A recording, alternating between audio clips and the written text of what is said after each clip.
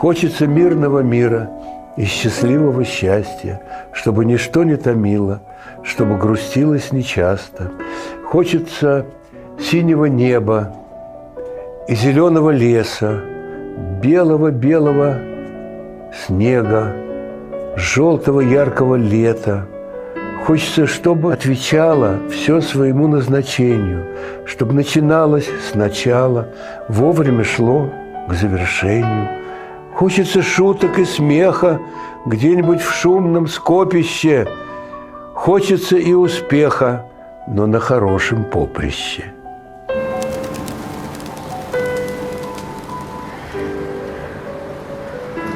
Вот так все говорят: дворик, дворик, московский дворик, Василий Дмитриевич Поленов, да? Нет, вот не родился новый Поленов, но зато мы с вами видим вот какой-то эстетически славный этот самый вид, в отличие от всей остальной московской жизни. Это тишина в самом центре Москвы. Вот тишина благодаря волонтерам. Весь дом наполнен таинственными людьми женского пола, которые сажают какие-то замечательные цветы, которых сейчас не видно. Мне очень нравится этот уголок Москвы. У меня есть задумка, чтобы по каждому важному поводу этого интервью я просила вас прочесть стихотворение, которое вам кажется подходящим. Согласны? Хорошо. Но прежде мы должны будем с вами выбрать цвет, на котором мы будем говорить. Сейчас очень модно серый.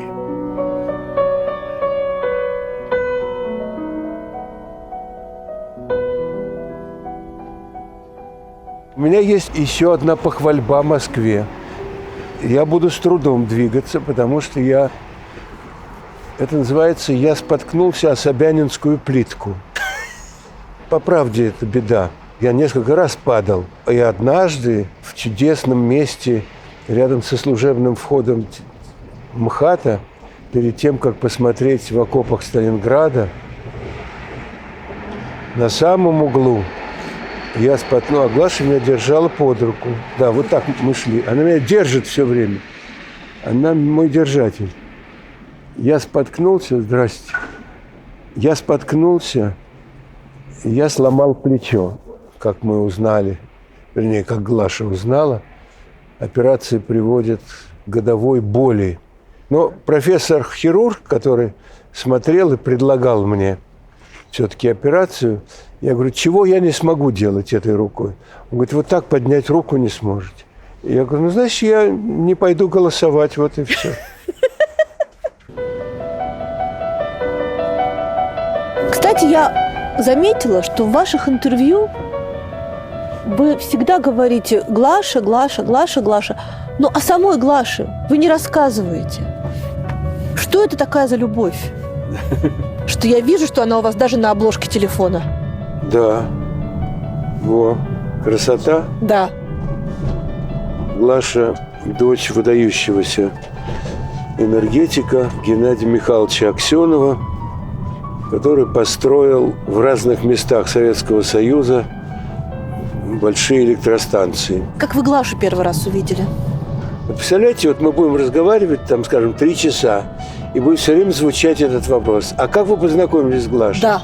И закончится разговор тем, что вы мне не ну, расскажете? Что, рассказать вам, как... Да, расскажите сразу. Галина Геннадьевна Аксенова, дочь Геннадия Михайловича и кандидат искусствоведения.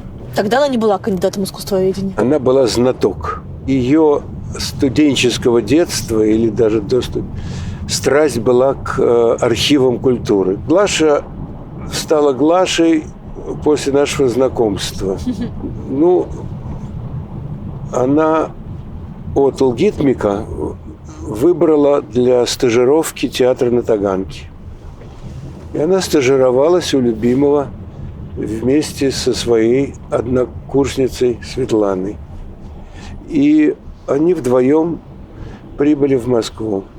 Но характер такой у моей девушки, что она успела, приезжая на стажировку к любимому, взять интервью у Ефремова, у Эфроса, у Гали Волчек, у Насти Вертинской, у Оли Волковой, как потом Любимов, когда ему нашептали про нашу любовь, он сказал: ну, видишь как, и мне повезло, и тебе. Я говорю: а вам почему? Я же получал 10% от зарплаты. За стажировщика полагались деньги.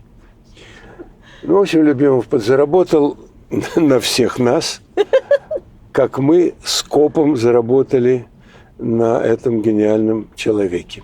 Значит, появляется Галя и Светлана, и они появились в очень сильный период театра на Таганке, когда Любимов принял идею постановки сразу 3 спектаклей: «Дом на набережной», «Преступление и наказание» и «Три сестры». Боже. И все 3 поставил. И еще поставил «Турандот» Брехта. Угу. Это был, как я понимаю, 79-й. Вот. И я не добрался до Вершинина в «Трех сестрах», потому что главное был «Дом на набережной». Я сыграл Батона, Вадима Глебова. И это было мучительное время постановки. Каково мне было репетировать и сомневаться в себе, и как это раздражало Любимова, и как он предложил репетировать эту роль в паре со мной Золотухину, и как Золотухин немедленно добрался до меня и зашептал: «Венька, я могу сказаться больным. Венька, если ты против...» Я говорю: «Почему? Тебя назначили?» И потом уже через 20 лет Валера говорит: «Как ты меня потряс! Ты мне сказал, это вопрос Любимова. Ты назначен на эту роль. Что касается того, что твой друг репетирует эту же роль, это как в спорте, кто кого». Это очень понравилось Валерию Сергеевичу. Ну и он сыграл эту роль. Но все равно, если ссылаться, первая рецензия, самая мощная, была у Константина Рудницкого. И слова самого Трифонова, вы поняли, да, кто сыграл лучше. Подождите, давайте вернемся к Глаше. Она в этот момент появляется в театре. С ней познакомился сразу весь мужской коллектив. Ей 19. Ей 19. Вам 40. Мне 40. Со мной случилась любовь. Я не мог себе в этом отчета дать. Ибо разница в возрасте и все эти разговоры о том, что старичкам нравятся девочки, эта пошлость никогда мне не нравилась. Но было так, что все во время читки одной пьесы, потом другой, загляделись на Галину Аксенову. Какая она была? Очень хороша, очень красивая. У Володи Высоцкого для нее были припрятаны какие-то особые слова, которые я не буду повторять. Как он оценил ее походку или еще что-то. Он подослал 2 своих оруженосцев, 2 главных администраторов Таганки, Валерия и Яшу, через которых и Галя, и Света проходили каждый день в театр, и позвал ее на свой концерт. А потом, когда кончился концерт, он обратился к этим своим холопам с грустью, называю я этих товарищей: «А где Галя?» Они доложили, что будущая Глаша прибыла на этот концерт со своим младшим братиком на машине своего папы. Поскольку папа был очень на серьезном посту в Министерстве энергетики, ему полагалась машина. И они с Женькой, чудесным братом Глашиным, досмотрели, и дальше дядя Петя их увез домой.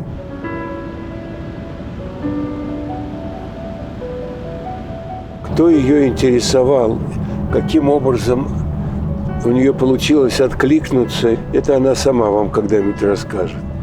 Что касается меня, то я, как все, любовался. Очень серьезный человек. Никак не откликалась на глупые знаки внимания там Саши Пороховщикова, Юры Медведева, кого-то еще из актеров. Очень вежливая. Ну, потом выяснилось, что она замужем, вообще говоря. Ой. И муж морской офицер. Но, как бывает в жизни, поскольку театр был для Глаши главным местом на свете, то я, прописанный в этом главном месте, по этой прописке вызывал, наверное, какой-нибудь интерес. А потом было все, как бывает в красивых романах. Я ехал из дому с улицы Николаева, с Красной Пресни, в театр на Таганке на моем «Жигуленке» зеленого цвета ММХ 6467. И я поднялся с набережной и увидел, как идет пешком Глаша на Таганку. Ну, я как-то так красиво подъехал, что она немножко испугалась. То есть я почти что предложил ей кресло в виде этого самого... Как называется верхняя часть машины? Капот? Ну, я не знаю. В общем, почти что подсела, Боже. обернулась, не испугалась. Это уже часть характера. Я говорю, ради бога, простите. Ну, что вы будете идти пешком, когда можете доехать? Она говорит, хорошо. Возвращаться вы тоже будете пешком? Она говорит, я всегда хожу пешком. А машина? Машина тоже есть. Ну, в семье. Я говорю, и куда вы пойдете после репетиции? То есть это уже был ход. Так. Глаша сказал, я в Шереметьево, я еду домой в Ленинград. Я говорю, давайте я вас подвезу. Хорошо. И вот этот обратный путь в Шереметьево, это и было невысказанное объяснение в любви. Вот и все. Дальше уже были довольно непростые времена, потому что мне надо было уходить из семьи. То есть это фактически была любовь с одной поездки, с первой поездки? Нет, это была все-таки, я думаю, любовь с первой репетиции. С первой репетиции. Ну, с первого взгляда, да. Ну, неотразимо было все это. 45 лет будет в следующем году. Да, мы отмечаем. У нас 3 января – это всегда день свадьбы. Свадьба была в Краснопресненском ЗАГСе номер 1 81 года. Нас спросили эти исполнители свадебного марша Мендельсона тамошние, вы как все или в рабочем порядке? Мы хором сказали, в рабочем порядке. Ни Глаше, ни мне не нравилась всякая фигня. Это был день, у меня в 12 часов дня был мой самый главный спектакль, час пик. И поэтому мы приехали к открытию ЗАГСа. И была только уборщица, которая попросила меня подсесть там на какую-то перекладину. Я подсел. Она взглянула на Глашу. А потом, как уверяет меня Глаша, сама себе сказала, жених нынче пошел неказистый. Вот. Она что, не узнала вас? Мне не надо было узнавать. Неузнавателем работал. Мне кажется, каждая женщина в 81 году должна была вас узнавать на улице. Я этого не скажу, но как я прочитал у Жванецкого, что его стало утомлять его узнаваемость. Я не скажу, что это не нравится, но не скажу и ничего другого.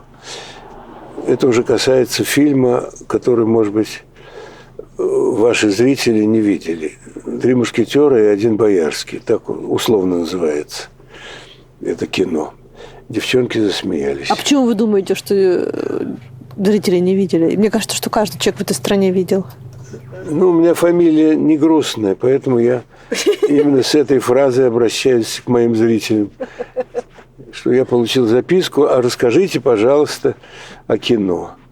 Я говорю, я понимаю, что вас интересует не новое кино. Так вот, в этом веке я снялся больше, чем в 20-м уже. Но прелесть в том, что сейчас кино не смотрят. Слушайте, я посмотрела картину, называется «Земля Эльзы». Вот «Земля Эльзы», наверное, это исключение из правил. Потрясающий фильм. Ну, просто, мне кажется, очень достойное кино. Ну и главное, что моей партнершей была Ирочка Печерникова. И актриса, и необыкновенная женщина, и красавица, и умница, и глубоко верующий, чудесный человек. И она ушла из жизни, когда фильм был сделан уже. И мы готовились пойти куда-то на премьеру. Мы играли двух пожилых людей, которых угораздило влюбиться друг в друга, как выясняется, назло всем членам своих семей. Дальше идет цитата из Воланда. «Квартирный вопрос только испортил их». И вот они все надеялись, что вот мой герой как-нибудь освободит их, и у них появится вот еще одна квартира, допустим. Квартир всегда не хватает. Вам хватает, Кать, квартир? У меня нет квартиры. А где вы в бесквартирье живете? Я снимаю. А, здесь? Да. А в Питере? Снимаю. У меня нет квартиры. У Солодникова? Тоже нет. То есть у вас совместно нет У квартиры? нас совместно нет Вы квартиры. живете в совместном бесквартирье. Чтобы нас ничего не испортило.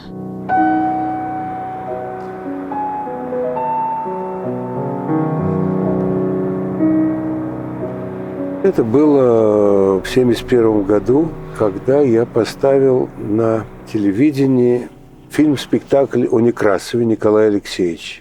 И Леня Филатов, и Сережа Савченко были у меня поэт и гражданин. Этот фильм прошел один раз, и потом руководителю литературно-драматического вещания сделал выговор Лапин, и больше этот фильм не показывал. Блестящий оператор Боря Ефимов так здорово снял всю эту мою фантазию по Некрасову, что слова, которые произносил Ленечка Филатов, «Народ освобожден, но счастлив ли народ?», уж очень хорошо он наезжал на глаза Филатова, и получалось, что это не 1872, а это 1971.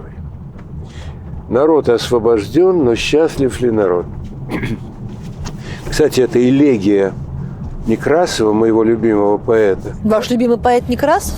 Ну, из моих любимых поэтов я называю Некрасова. Сохранилось много писем поволжских мест, где Некрасов летом отдыхал в отцовском имении. Ну и оттуда и эти стихи. Пускай нам говорит изменчивая мода, что тема старая, страдание народа, и что поэзия забыть ее должна. Не верьте, юноши, не стареет она. О, если бы ее могли состарить годы, процвел бы Божий мир, увы, пока народы влачатся в нищете, покорствуя бичам, как тощие стада по скошенным лугам. Описывать их рок, служить им будет муза, и в мире нет святей прекраснее союза. Толпе напоминать, что бедствует народ, в то время как она ликует и поет, к народу возбуждать внимание сильных мира, чему достойнее служить могла бы лира. Я лиру посвятил народу своему, быть может, я умру неведомый ему, но я ему служил, и сердцем я спокоен. Пускай наносит вред врагу не каждый воин, но каждый в бой иди, а бой решит судьба. Я видел красный день, в России нет раба, и слезы сладкие я пролил в возбуждении. Довольно ликовать в наивном восхищении, шепнула муза мне, пора идти вперед. Народ освобожден, но счастлив ли народ? Но... А мы как раз проезжаем мимо Белого дома. Нас с вами посадят. Да. Это уже крамола или еще нет? Да, это уже, конечно, часть любимого имущество для доносительства в России. А на вас писали доносы вообще когда-нибудь? Ну как, у меня был случай, когда мой спектакль «Флейта-позвоночник», который мы играли по идее сначала итальянского художника в Риме, для этого был придуман сценарий, и Глаша моя даже была режиссером, и мы с Димой Высоцким и Машей Матвеевой, замечательной, сыграли на троих. И, значит, теперь уже говорят, он бывший начальник департамента Москвы по культуре, позвонил Апексимовой. Ира смело решила, что этот спектакль не будет играться на малой сцене Таганки. Я позвонил Апексимовой, с которой у нас чудесные отношения. Я был ее болельщиком всегда и сейчас. Это кто тебе про меня плохое сказал? Владимир Борисович, я ничего вам не скажу, вы только скажите, вы правда собираетесь выступать на этом фестивале «Слово ново»? Я говорю, ну и что?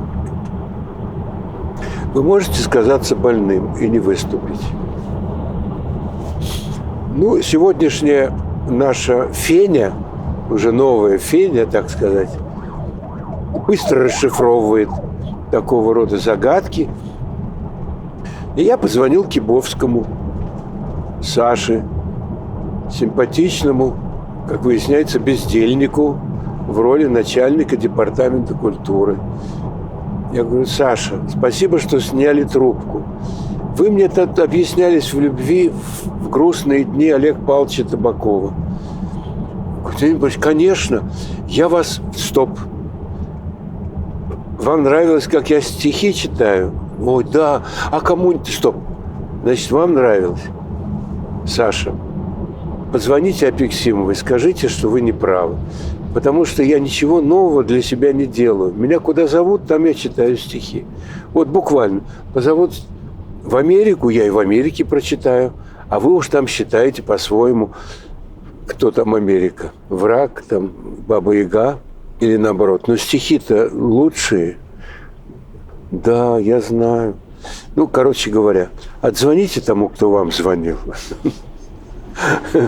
Скажите, что я читал, читаю и буду читать. Все. Ну и на этом закончилось. Это, какой-то защитный приступ, что ли. Спасать в очередной раз Россию от всего того, что эту Россию делает прекрасной страной. Поэзия, музыка. Старинный довод, всем известный. Все, что касается экономики или каких-то еще крупных ветвей власти, пребывает в самодеятельном каком-то жанре. А профессионально прекрасно и заслуживает всемирную, я бы сказал, почтительность. Это музыка, это кино, театр, это ученые, математики. Слушайте, вы же сколько раз могли уехать? Вы сколько ставили за границей, сколько работали? Почему вы не уехали? Кать, я повторяю сейчас то, что я сказал бывшему начальнику культуры. Вот я как читал стихи, так и буду читать. А поскольку сердце актера – это сердце эгоиста, то, конечно, мне пленительней видеть то, что вы видели во время спектакля в Театре наций, где я играю. «Последнее лето». Да, «Последнее лето». Такой реакции заслуживают большие музыканты. Зал плачет. Спасибо, да. Зал на этом спектакле почти не дышит, потому что он весь пропитан предчувствием чего-то очень страшного. Как говорит героиня, когда сейчас разразится гроза и становится очень душно. Насколько вам это чувство близко сейчас? Сошлюсь на своего отца. Борис Моисеевич Смехов, знаменитый экономист-математик, в честь которого даже Плехановский университет выделил аудиторию его имени. У отца моего главное слово было «логика». И тут я по своей привычке уходить от вопросов к своим ответам скажу, что в 1995 году Любимов дал согласие Анатолию Александровичу Собчаку и приехал на гастроли. Я уже лет 5 фактически не работал в театре. Собчак пришел на «Мастера и Маргариту». В Выборгском дворце, где яблоку негде было упасть, окаянной зимой 95-го года закрылись выходы из метро, ближайшего к Выборгскому. И люди пешкадралом шли навстречу с Булгаковым и с Таганкой. Это уже был не такой спектакль, каким он был в 77-м, конечно, почти через 20 лет. И я его не играл, но когда там завтруппой звонила и говорит: ты же в Ленинграде сейчас? Я говорю: да. Собчак через директора дворца попросил, задержаться. И стоит водка, и закуска, и сидит прекрасный Анатолий Александрович со своей прекрасной женой и со своим главным помощником по культуре. Анатолий Александрович в очень славных разговорах, в том числе о том, как изменился мой Воланд с 77-го, то есть он тогда видел на премьере, что-то такое сказал, что он тогда, ваш Воланд, был как-то так в себе размышляющий, а сейчас он был наказующий, сейчас он был упрекающий. А потом он говорит: между прочим, я вас сейчас удивлю. Я читал несколько произведений вашего отца, а книжка «Логика планирования» у меня лежит дома даже. Вот логика было любимое слово отца, и оно было действующее слово. И на любой вопрос, даже который может считаться каверзным сегодня, а в ваших программах, Катя, есть очень много вопросов, которые заслуживают наименования нежно-каверзных, благородно-каверзных. Но логика нам известна, и все, чего нельзя, мы со вздохом киваем головой. Да, нынче это нельзя. Да, у нас беда, у нас очень скверно. Но я защищен прошедшей безнадежностью. Вот то, что эпоха, или даже две эпохи безнадежности, которые я пережил в своей жизни, они, как ни странно, как это ни грустно, защищают. Вы человек, который 15 лет просидели в одной гримерке с Высоцким. Нет, меньше. Мы в разных сидели. Но это были последние годы, может быть, 10. Это был второй этаж, это было рядом с кабинетом директора и главного режиссера. И нам было о чем поговорить, конечно. В основном о стихах. Это тема важная. Володе были нужны такие из его товарищей, кто действительно знает толк в стихотворстве. Раздобыл он меня больше всего по собственной вине, когда, зная, что меня в кино приглашали режиссеры, а партийные руководители запрещали, я получил много приглашений от хороших режиссеров. Почему запрещали? И меня на языке советской благовоспитанности это называлось: я обладатель острой внешностью. Короче говоря, еврей я с виду. Для большевиков, которые перешагнули уже через... Помните, я вам говорил, что мы защищены предыдущей безнадежностью. Вот мы перешли порог безнадежности, но все равно дорогие темы остались близки нашему сердцу. И еврей, как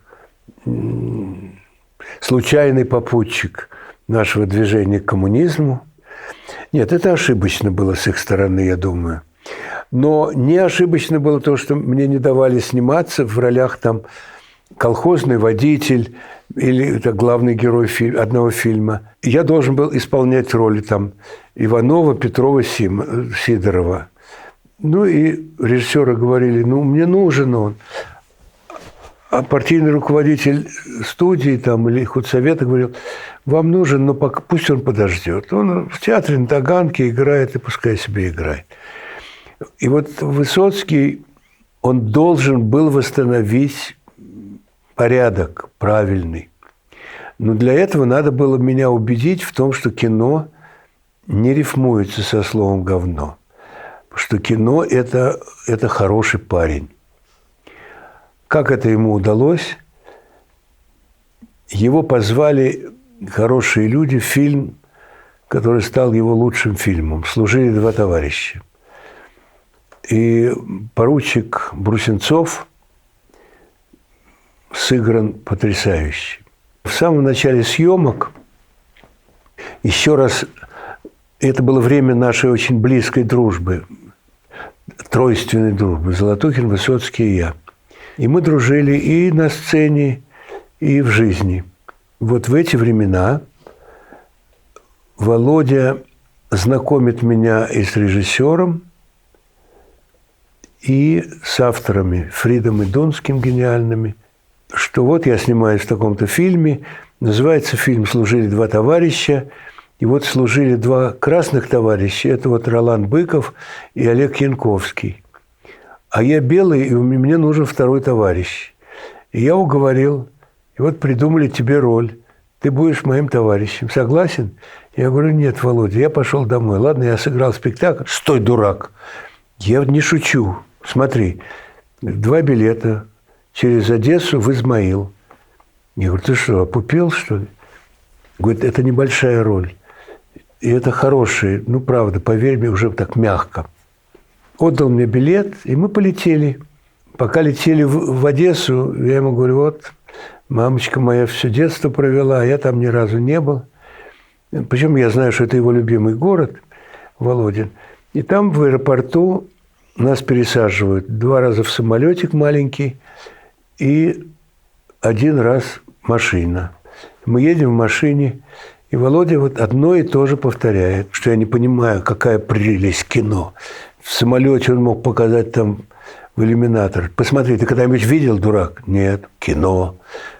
Спустились вниз, сели в машину, двинулись. Он говорит, здесь лиман, а здесь море. Кино.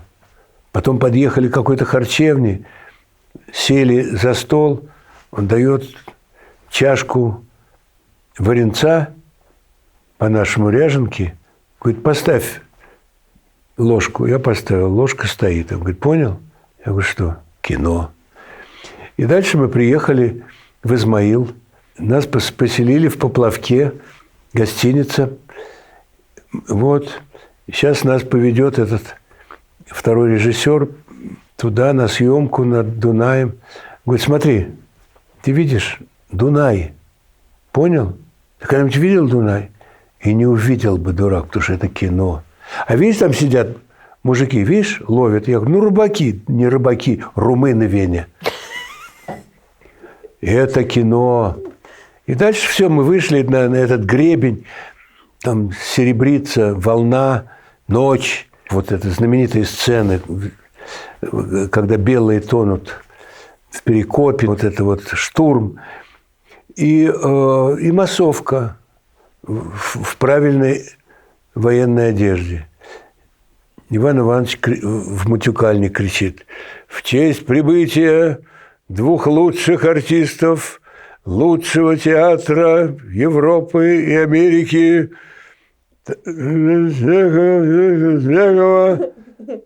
ура! И над всем Измаилом ура! Боже. Ура! И Высоцкий меня незабываемо локтем в бок. Бум! Тут мы сняли сцена маленькая, когда он отнимает у меня винтовку, стреляет, и гибнет герой прекрасного Олега Ивановича. Через неделю приходит телеграмма, срочно, надо пересняться. Почему пересняться? Гримеры мне почему-то сделали усы. Ролан Быков, который все время отсматривал материал, сказал: а зачем барон Краузе, так меня звали? А чего же вы из него Геноцвали сделали?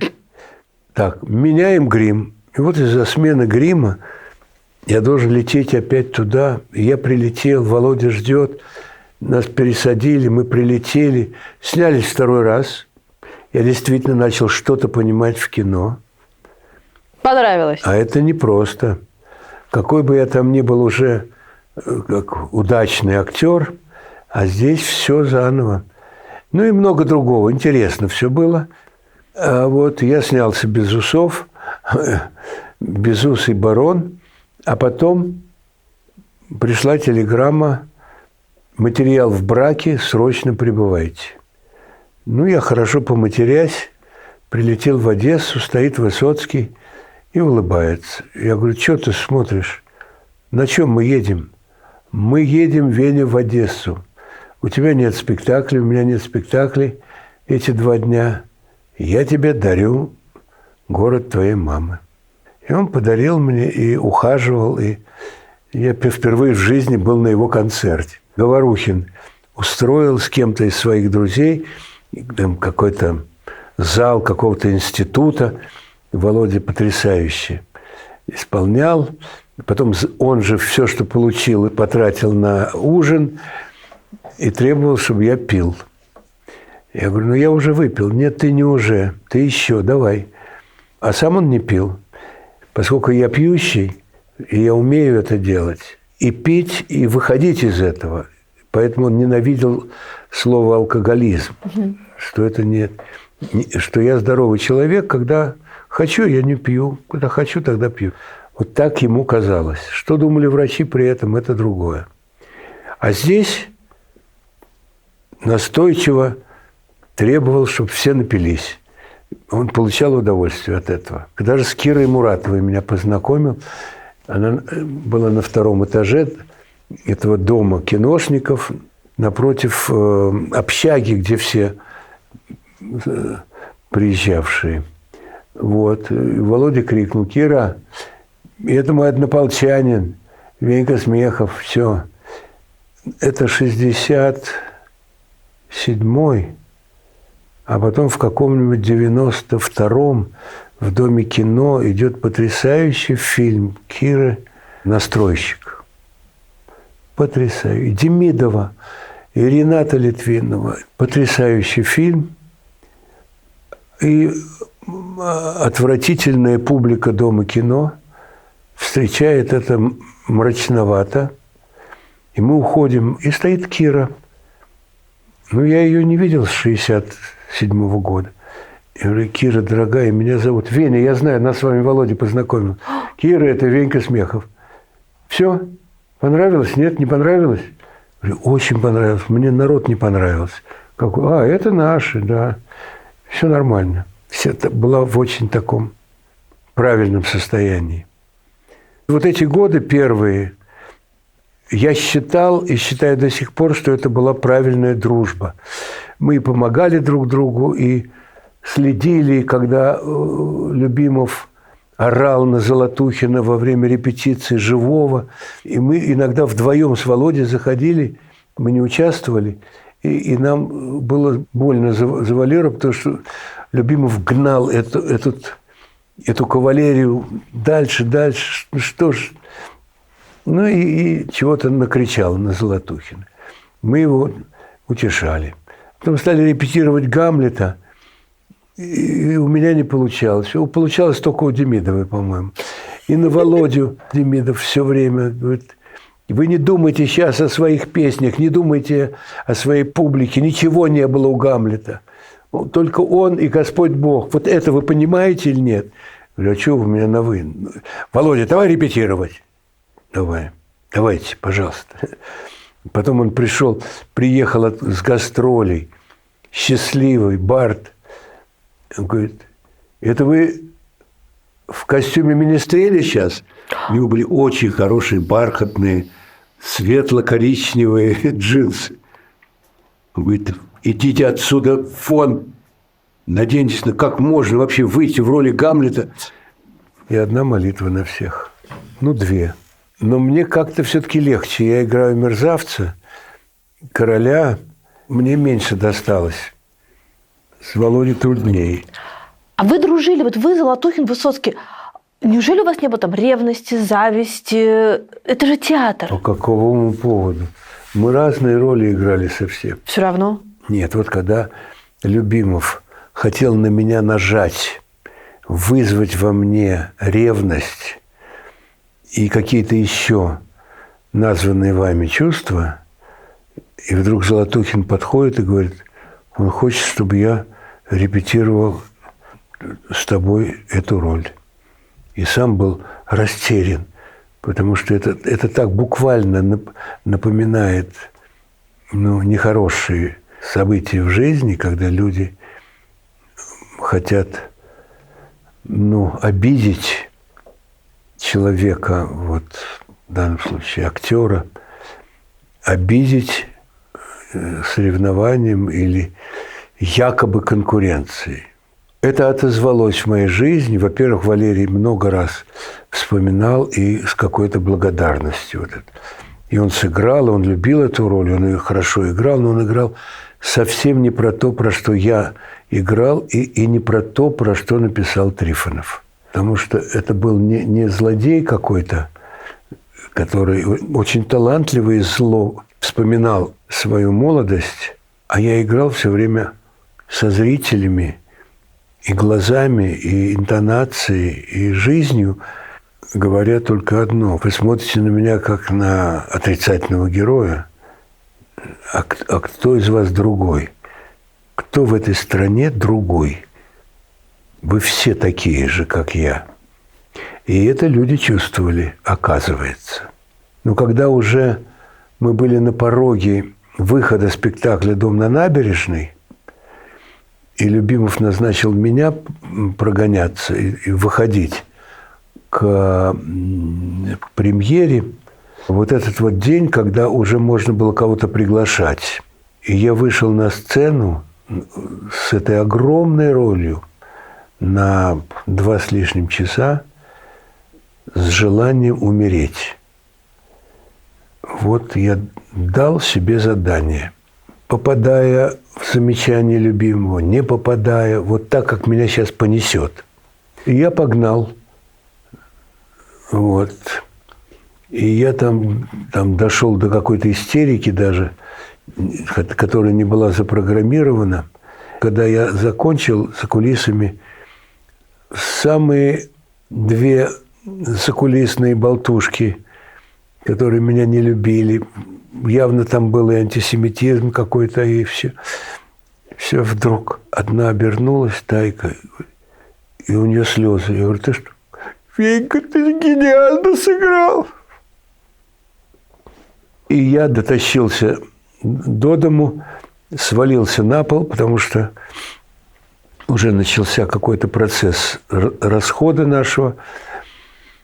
И с женой? Дома. И раздался звонок Трифонова. Да. Веня, я не знаю, что вы там сделали. Вот вы сегодня были такой, какой был я. Как так? Юрий Валентинович, спасибо. Все. А почему вы так говорите? Вы себя плохо чувствуете? Я говорю, о, какая четкость. Ничего, я отдыхаю, все. Ну, у меня сердце схватило, еще что-то. Ну, и уже когда спать, раздался звонок. Я снял трубку, Любимов. Веня, сегодня была правильная репетиция. Вот запомни, в каком ты был состоянии, и это все шло туда. Вот. И Глаша была в Ленинграде. И я в этом состоянии понимаю, что я не могу дальше так жить. И я звоню ей в Ленинград и ничего не говорю особенно. Я говорю, вот была, она не была на этом прогоне. Я говорю, вот Галка, сестрица моя, заплакала, сказала, что она сегодня поняла, что я хороший актер. Ну, а дальше что? Я говорю, а дальше будет послезавтра. Завтра Валерий прогоняется, послезавтра будет мой день. Ну и все. Она тут же рассказала своему мужу, что жизнь поменялась. Она прилетела и тут же уже готова была меня спасать, потому что почувствовала Вот вы говорили про любовь. Вот в такие нечаянные моменты люди понимают, что они друг без друга не могут жить. Вот это был такой день 79-го года. Какое самое важное для вас стихотворение про любовь? И есть стихотворение, которое было ведущим вот в этой очень важной части моей жизни, спектакль «Послушайте». Послушайте, ведь если звезды зажигают, значит, это кому-нибудь нужно. Значит, кто-то хочет, чтобы они были. Значит, кто-то называет эти плевочки жемчужиной и, надрываясь в метелях полуденной пыли, врывается к Богу, боится, что опоздал, плачет, целует ему жилистую руку, просит, чтобы обязательно была звезда. Клянется, не перенесет эту беззвездную муку. А после ходит тревожный, но спокойный наружно, говорит кому-то: ведь теперь тебе ничего не страшно. Да, послушайте, ведь если звезды зажигают, значит, это кому-нибудь нужно, значит, это необходимо, чтобы каждый вечер над крышами загоралась хоть одна звезда. Вот так просто.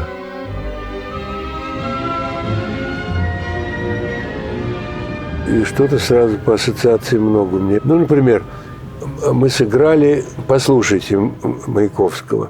Насонов, Хмельницкий, Золотухин, Высоцкий и я 5 стояли на сцене, без грима, естественно, как Маяковский. Авторы пьесы я с Любимовым. И главным слушателем, главным третейским судьей был Николай Робертович Эрдман. И его ближайший друг и соавтор Михаил Давыдович Вольпин. А кто был ваш самый близкий друг на Таганке? Не худсовет. Ну, это понятно. Почему? Там были только хорошие люди. Вот первые 5 лет я мог бы назвать. Вот самые главные 5 лет, когда Таганка набирала скорость, и когда уже в Москве понимали, какой театр самый желанный для зрителей. Вот этот поворот, вот это метро, да, и супротив метра на 2-м этаже наша гримерная. В ближайшем к окну сидел Володя Высоцкий, я через один столик, позади Севочка Соболев, Юра Смирнов, такая большая гримерная. Так, угол. Считайте, что я встал. Видите вот эту афишу, да, на Таганке написано. Это было написано «Послушайте, Маяковский». И наш Стенберг, замечательный художник, придумал такую вывеску. И она всегда была «Послушайте, Маяковский». И этот вертится знаменитый кубик. Красный кубик. Красный кубик, да. Слушайте, неужели мы сейчас с вами войдем туда? Не знаю, как получится. Здрасте. Как вас зовут? Меня зовут Светлана. Светлана, очень приятно. Как идут продажи? Ну, прекрасно. На какой спектакль? На «Мастера Маргарита», на «Доброго человека». А Алиса идет? Алиса идет тоже. Сколько лет вы не выходили на эту сцену? Я уже с Любимовым договорился, что я не буду играть уже где-то в 92-м году. Ну, вы выходили же потом на сцену Таганки. Выходил, да. Я выходил только на «Дом на набережной» и «Мастера Маргарита». Да. И в 98-м году жена Любимова, которая много в то время... Каталина, Катя, как-то сделала так, что спектакль, который должен был играть я, все-таки зачеркнули, поставили Севу Соболева, бедного. Я ему позвонил, он говорит: Веня, ну они дружбу же не изменят, правда? Я говорю: Севочка, я тебя люблю, играй. Ну ты пригласил уже кого-то? Ну если я 2 раза в год выходил на сцену, конечно, я кого-то приглашал. Я говорю: Вень, играй, пожалуйста, не спрашивай. Я позвонил Любимову, секретарь сказала, что, значит, его нет, а есть Катя. И она мне по телефону как-то неуверенно говорит: да, а вы что, вы хотите играть? Ну, придуривалась, конечно. Я все хочу, но я написан уже, и уже я должен играть. Да? Нет, там этот играет. Еще вот то, что она с такой небрежностью. Этот другой, этот играет. Я говорю, я знаю, какой этот. Юрий Петрович, дайте трубку, а? Сейчас он не может. Ну и, в общем, дурака поваляла. Я позвонил домой Юрию Петровичу. И Юрий Петрович мне говорит: Веня, я очень рад, когда ты играешь. Но ты же все время находишься где-то вдалеке. И это немножко кажется несправедливо по отношению к твоему товарищу. Я говорю: Юрий Петрович, я только что разговаривал с Севой. Он сказал, что я должен играть. А вот ты зря позвонил ему. Давай договоримся так. Звони не завтрупой, а мне, когда ты можешь приехать и играть свой спектакль. Все. Я вышел на сцену, я играл спектакль, потом меня завалили цветами, и на утро была у них репетиция, и Золотухин уже мне сообщил. Говорит, Юрий Петрович отвлекся от репетиции, говорит: ну как вчера спектакль прошел, я не видел. Ой, это очень хорошо. Ну что, у Смехова много цветов было? Да. У меня первая жена была балерина Большого театра. Я знаю, как эти цветы достаются.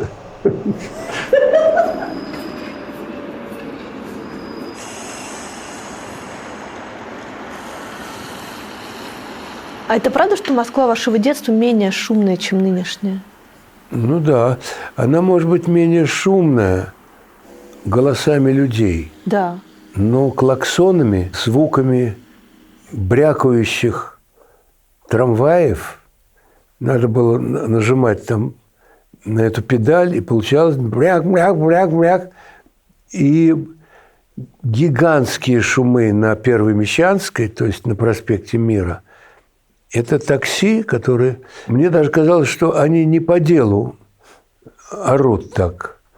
Потому что, ну как, ну, всем же видно, что идет машина. Никто же не будет плохого себе желать. А они все равно гудят и гудят. А по Первой Мещанской, который сейчас проспект Мира, водили пленных немцев, так? Да. Ну, вот это из самых последних воспоминаний военного и послевоенного времени. Это немецкие пленные на Первой Мещанской и пленные, которые во дворе у нас уже с тылу, это уже была Третья Мещанская, но у нас это был задний двор. Там строилось отделение милиции, по-моему, 89-е. И строили его немцы пленные. И тем не менее, мальчишки, все равно нам было любопытно, как это они только что занимались таким страшным делом, а теперь они какие-то понурые, ходят, потом там сядут, поработают с кирпичами и присядут, что-то жуют. И вот то, что я помню, что однажды, не помню что, может быть, это был пирог из дома у кого-то из наших ребят, но, оглядываясь на это, мы сговорились и старшему, как мы его почувствовали, немцу, выдали этот пирог. И отбежали назад. То есть злости не было? Это 46-й, наверное. То есть это мне 6 лет, и мы очень остро воспринимали.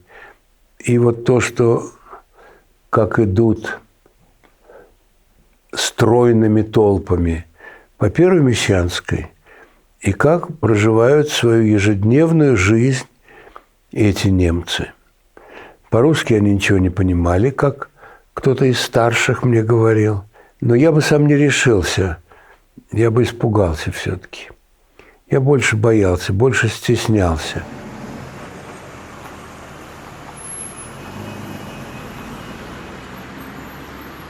Вы родились в 40-м году. И отца своего вы увидели только в 5-летнем возрасте. Вы можете вспомнить эту встречу? В 45-м году мамочка меня определила в детский сад, поскольку папа ушел на фронт из какого-то кабинета Госплана СССР. А дальше в течение этих 5 лет мама получала треугольники, письма. И получая письма, то есть, вернее, когда мама прочитывала письмо, она мне показывала, как меня папа нарисовал. Какое-то было письмо, где папа нарисовал меня на санках, едущим с горы. И вот и все. И вот мы в детском садике, и это летняя веранда, на которой сидит вся группа. Воспитательница затаила, как я понимаю, этот секрет. Потом сказала, а сейчас мы увидим маму нашего Венечки с еще одним гостем. Открылась дверь, и вошла мама с дяденькой в военной форме. И я думаю, неизвестно, кто больше испугался, я или он. Но меня воспитательница посадила, я думаю, не на свое место, а именно во главу стола. И это было так очень киношно, что вот я сижу, и вот так вот на прострел своего зрения вижу мою маму с дяденькой. И мама просто спросила, ну, ты догадываешься, кто это? Но поскольку у меня среди героев войны был только один, это мой родной дядя, мамин младший брат Аркадий Львович Шварцбург, дядя Арон. Я и назвал отца дядя Арон. Папе это, наверное, не понравилось. Он продолжает ждать, догадаюсь или нет. Ну, одним словом, меня поставили в известность. Папа ко мне кинулся, мы обнялись, и папа стал выкладывать игрушки. Игрушки? Да, он из Германии мало чего привез, как потом мама рассказывала, потому что в нашем доме все приезжавшие, выжившие в войне жильцы привозили большие чемоданы. А те, кто покрупнее по званию, там начальники отделов какие-нибудь или еще что-то, они даже целые машины привозили. У папы был какая-то поклажа. Он открыл чемодан, в котором какие-то сказочные игрушки. Дети бросились на эти игрушки. И что я запомнил, что главным ребенком в этой компании был мой отец. То есть купить и взять игрушки – это было его понятное дело. Но увидеть эти игрушки в деле, да еще рядом с детьми, ему стало интересно, что, откуда, как, где надо нажимать. И он стал возиться с игрушками, а я стал ревновать рядышком. Когда папа закрутил хвост мышки, над которой возвышалась кошка, и по всей террасе побежала кошка за мышкой, начался дикий визг, и я помню, что я навсегда полюбил эту мизансцену. Кошка, которая бежит за мышкой. Вторая игрушка, которую я запомнил, это девочка с красным платочком на шее, и она на качелях часов. Часы как замок, и девочка катается, идет время, и она у нас протикала, наверное, до моего поступления в институт. Потому что квартиры мы не меняли. Квартира 118 на 4 этаже, дома 39 на 2-й Мещанской, ныне Гелеровского. И там была 16-метровая комната, в которой жили мы с мамой, с папой. Потом родилась через год Галочка, сестра. И пришла тетя Настя, мамина сестра, нам подарила свою домработницу. И тетя Настя из Воронежской области. Она стала, конечно, членом семьи, очень интересным для воспоминаний человеком. Но из того, что вспоминается, это какие-то предвыходные дни, когда на короткий срок в нашу 16-метровую комнату поселился еще мой дедушка, папин папа. Он переезжал уже из Свердловска, где он был в эвакуации, к себе на родину в Гомель. И дедушка в пятницу, видимо, знаменитый день шаббата, то есть субботний день, наряжался, вот что-то себе на голову, что-то на плечи. То есть он был верующий иудей? Он был, да. И он молился, что-то целовал, какие-то проводочки были, и все. Это был дедушка, я за ним подглядывал, старался, чтобы он не видел моего любопытства. А ровно на следующий день, в субботу, я уже слышал, как из-за шкафа, где тетя Настя расположилась, она сама с собой разговаривает. Она крестилась и говорила: дети, в церковь надо, в церковь надо. Она говорила в церкву, а мне слышалось цирк. Тетя Настя в цирк. Но мама меня все-таки поправила, сказала, что это церковь. А в вашей семье это была важная часть, составляющей вашей, не знаю, идентичности, то, что мама еврейка? Была в моей жизни улица Красина, она и сейчас есть. И там в доме 16 жили мои бабушка с дедушкой, мамины родители. Это была огромная комната с еще более огромным потолком. Любимый дедушка, сапожник по профессии, в Одессе. У него мама в детстве прожила в Одессе и рассказывала, какое это было сапожное дело. Дед и сам мастерил, ну и у него были какие-то 2-3 работника. И потом где-то уже ближе к НЭПу, наверное, в году, там, когда маме было уже, там, может быть, лет 5, они переехали в Москву. Он, видимо, был очень талантливый человек, но для того, чтобы мне стало, когда я стал актером, еще приятнее, он вспомнил, что там в Одессе он дважды помогал Шаляпину. То есть он строил сапоги Федору Ивановичу Шаляпину. И мне с Яшкой, с моим кузеном, с моим двоюродным братом, он тоже строил сапожки. И мы, как это было очень распространено после войны, сверкали своими, наверное, хромовыми сапожками. Родня собиралась, дедушка, бабушка, 3 сестры, а дядя Арон в Одессе, или уже на севере после войны, да, в Мурманске, а мы на улице Красина. И там накрывают как-то стол, хрустит маца, идет какой-то упорядоченный ход какой-то молитвы, дедушка произносит молитву, читает Тору, и все. Потом какой-то праздник, когда я, как самый младший, должен у него из-под задницы вытащить мацу. Чтобы всем стало хорошо, младший в семье должен, значит, приподнять задницу деда и вытащить. Потому что вытащить мацу нельзя. Так хрупко, оно все поломалось. Но дедушка гостеприимно приподнимался, я вынимал и хвастался как флагом.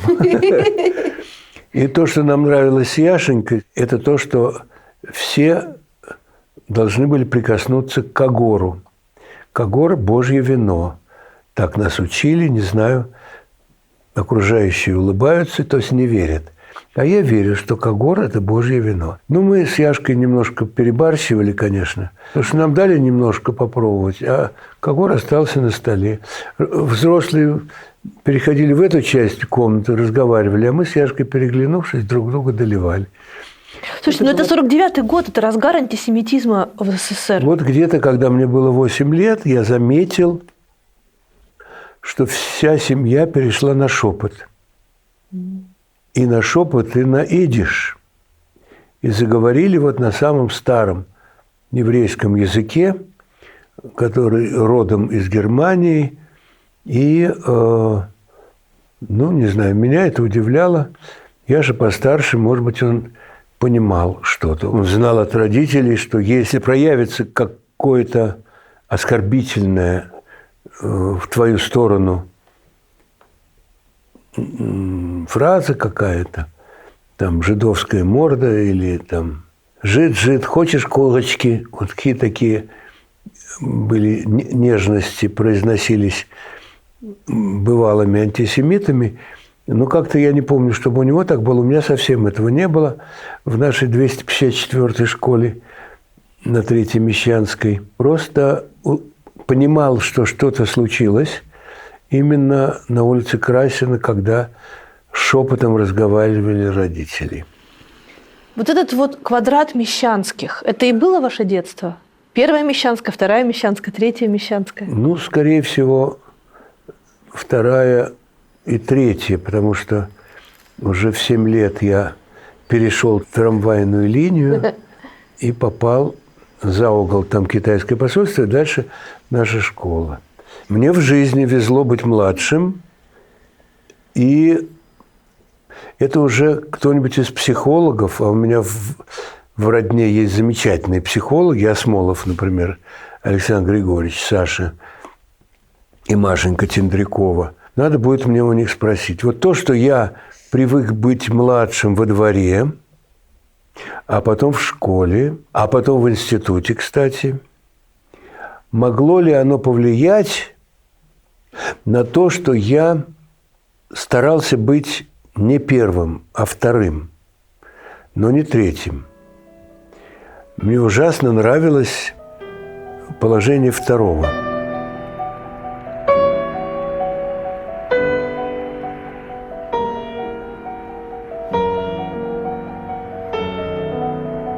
Вы можете вспомнить свой самый счастливый день на Таганке? Самый счастливый день на Таганке был мною неопознан. Я был без работы, я уже собирался уйти из актеров, потому что я прожил целый сезон в Куйбышеве и сыграл там в 9 спектаклях. Я был не подготовлен к тому, как живет в России театр, чтобы за месяц готовились сложнейшие произведения. И вот я получил, у меня есть даже в моем фотоальбоме вот эта вот бумага, где было написано, что Смехов Вениамин Борисович принят, я не знаю, как это, ну, формулировка, что меня принимают в ноябре на временную работу до появления штатной единицы. Это письменно. А устно мне сказал директор Зазулин Виктор Григорьевич, что в декабре освобождается одно место.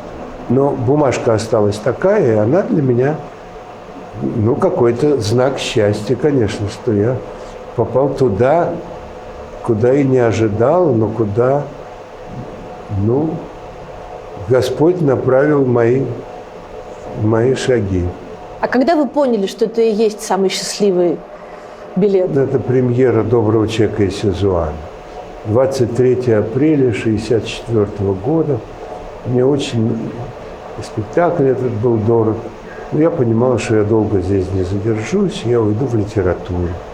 Потому что, ну, не то чтобы это эгоизм, что маленькая роль, там, третий бог, но атмосфера сама. Ребята, сами актеры чувствовали, что они взяли Бога за бороду, и они лучше всех. Мне это было немножко чуждо. То есть вы себя не чувствовали тем, кто взял Бога за бороду? Нет. Дальше шло шаг за шагом, потому что уже следующее событие, когда я сам напросился участвовать в поэтическом спектакле по Андрею Вознесенскому. Это казус советского начальника Юрия Любимова, который приказал своим зафлиту Элле Петровне Левиной вывесить список из, там что-то такое, Губенко, Высоцкий, Золотухин, Демидова, Славина и все. Все желающие участвовать в экспериментальном спектакле по стихам Вознесенского собираться такого-то, ну и называется как какое-то помещение.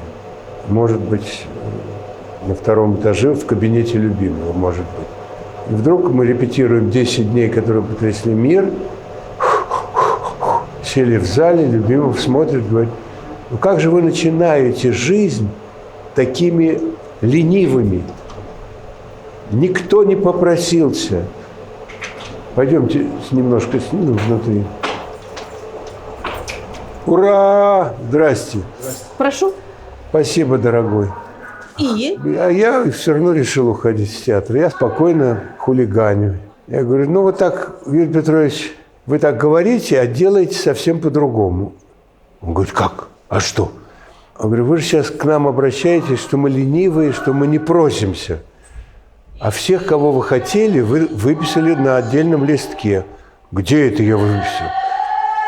Соврал Любимов. Элла Петровна сидит ни жива, ни мертва. Вам назвать? Я говорю: кого вы называете? И называл. Он поворачивается к ней. Элла Петровна говорит: ну вы же сказали. Он говорит: а ты хочешь? Я говорю: я хочу. Я люблю очень стихи Вознесенского, еще совсем раннего. «Мастера», например. Ну так все, запишите. Ирка Кузнецова чудесная, одна из героинь «Доброго человека». Я тоже хочу. Все. И дальше вывешивается отпечатанный список всех, и внизу карандашом вписанный Смехов, Кузнецов. И я понимал, что это не мое. Герой нашего времени. Я мечтал о Грушницком. Я уехал в отпуск уверенный. И все лето я долбал Лермонтова. Вот-вот его заучу наизусть заранее. Пришел сюда, в театр, а тут приказ. Значит, Губенко-Печорин, Грушницкий-Золотухин и так далее. И меня там нет. Это считается неудача в репертуаре Таганки. Но на наших концертах, которые являются очень важной частью моей биографии, это все нелегальные концерты. Ни одного официально разрешенного не было. И мы, каждый выступал. Хмельницкий с Васильевым, гитара и рояль, играли, пели песни из спектаклей. Высоцкий пел из спектаклей из «10 дней» и из фильма. Золотухин пел из «Бумбараша», а я читал Маяковского. Ну, не важно. Важно, что кто вел. Я вел. Я и Володя.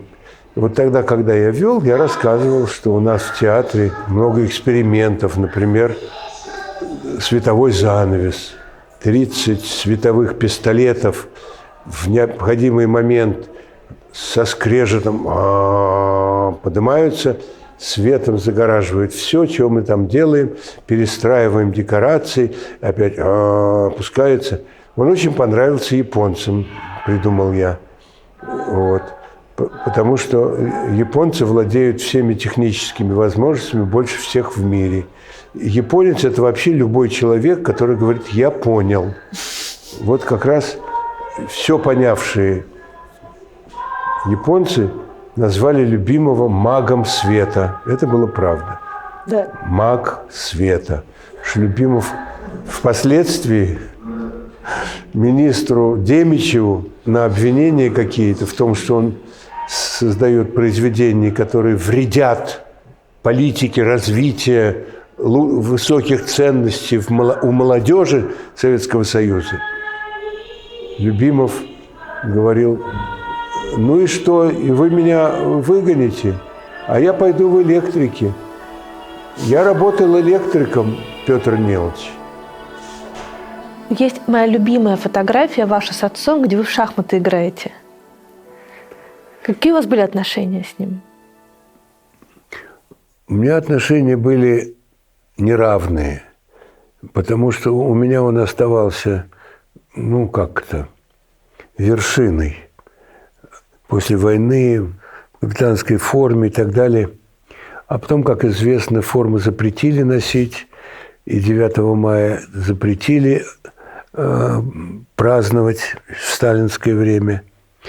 Чего-то, вот эта паранойя его от чего-то оберегала, и он не хотел, чтобы самую большую его удачу в жизни не продолжал какой-то в мирной жизни какие-то события.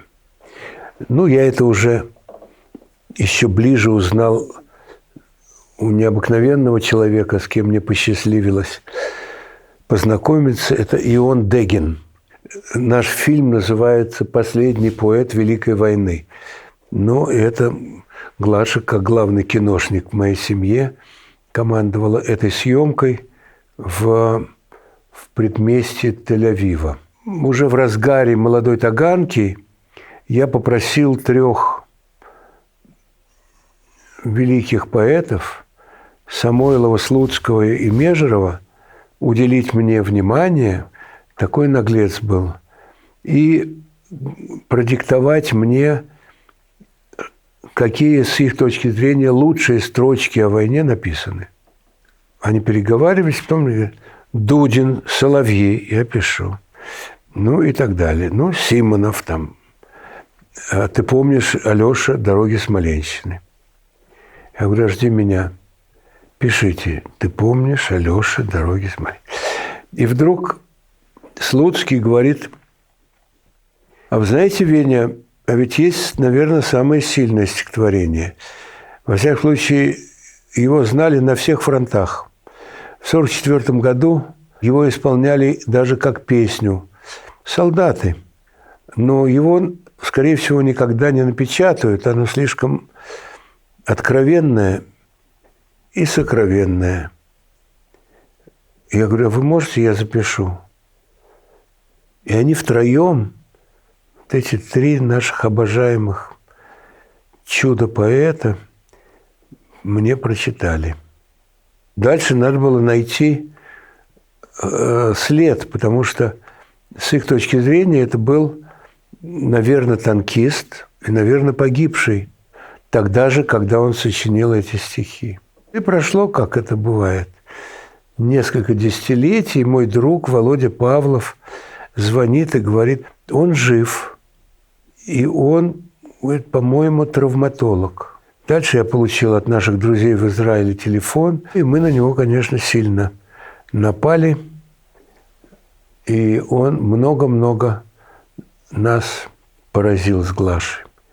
Тем, какова память, тем, как в Могилеве-Подольском на краю земли, страны и мира, доучившись до 9 класса, и будучи действительно таким хватким запоминателем всего, что говорит учитель литературы, вот влюбленный в поэзию, в литературу, вот это Ион Дегин. Дважды 2 маршала, руководители фронтов, его требовали у правительства, чтобы ему дали Героя Советского Союза. Даже генерал армии Черняховский, знаменитый, узнав, что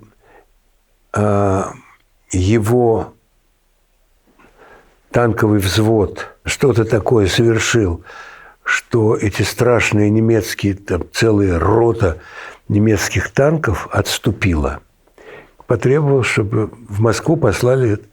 На что был ответ, что Сталин в каком-то 1943 году узнал, какое количество еврейских, то есть солдат, и не только солдат, и офицеров, наверное, еврейского происхождения совершили подвиги и получили Героев Советского Союза. Сталин остановил эту процедуру и сказал: и хватит. Сколько их всего? Да. Все. Есть другие национальности. Другие национальные ордена. 3 он орденоносец Отечественной войны. Необыкновенный человек. А стихи прочтете?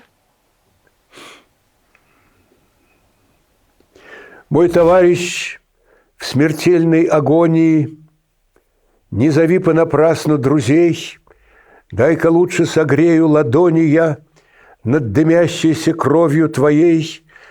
Ты не плачь, не стани, ты не маленький, Ты не ранен, ты просто убит.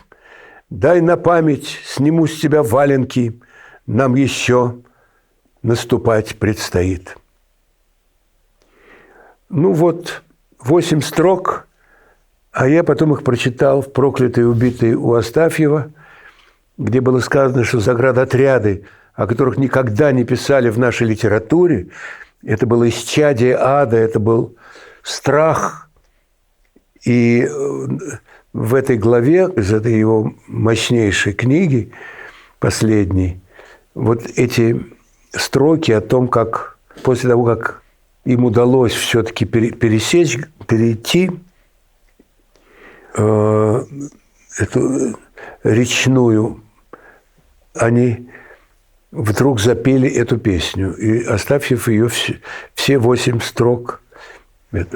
И потом знаменитая «Жизнь и судьба»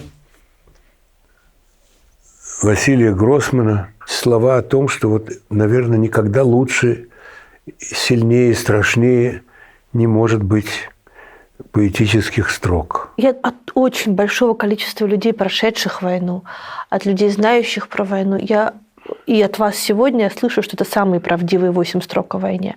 А как так получилось, что в коллективном воспоминании граждан нашей страны война является самым светлым, самым достойным гордости и радости воспоминанием? Ну, поскольку я в жизни больше видел людей, которые по-настоящему прошли этот путь, это, так сказать, происки врагов. Даже если эти враги служат в правительстве, все равно это враждебно жизни, враждебно смыслу трагедии. Вот я знаю, что мой дядя Гриша, без вести пропавший, на самом деле погиб.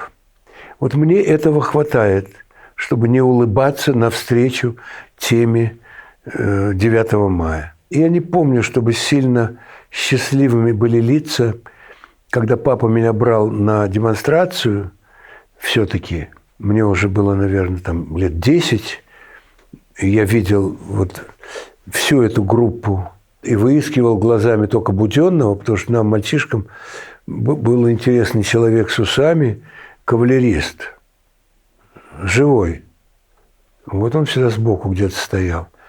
А здесь Сталин, Ворошилов, конечно, там, Молотов. Махали флажками, но я не помню радости у людей никак. И это и невозможно было бы. А папа про войну вообще рассказывал? Очень мало. Ну, может быть, когда уже совсем был пожилым, уже ближе к 90 годам своим, он мог на мой вопрос... А помнишь, ты мне про Хурциза рассказывал? Он говорит, я рассказывал, и ты его видел? Да. Я видел в Тбилиси, он приходил на спектакль, когда были гастроли Таганки. Ну, говорит, мы с ним 2 экономиста, 2 интенданта. Я капитан, он был младший лейтенант. Мы вместе были на переломе. Вот когда в 43-м намечалось уже наш перевес какой-то. И это, да. А что... Ну, ты же с юмором. Ты помнишь смешное? Нет. Смешное нет, а вот этот вот голос, который шел с нами, и это был уже такой суточный переход, там через каждые, может быть, 5 часов он говорил так: 3 минуты отбой. И все засыпали сразу. Папа говорит, вот в ту же секунду падали и засыпали.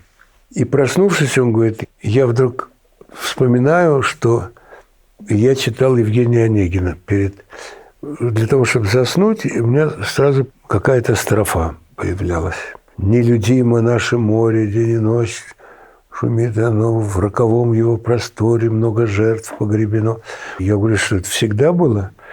Говорит, ну, конечно, они со мной были всегда, и как только возможность там лечь просто горизонтально, быть предоставленным самому себе, естественно, у меня появлялся Лермонтов, появлялся Маяковский, И много, ты говоришь, юмор.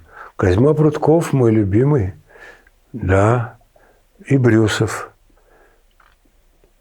И добавлял: фиолетовые руки на эмалевой стене полусонно чертят звуки в звонко-звучной тишине.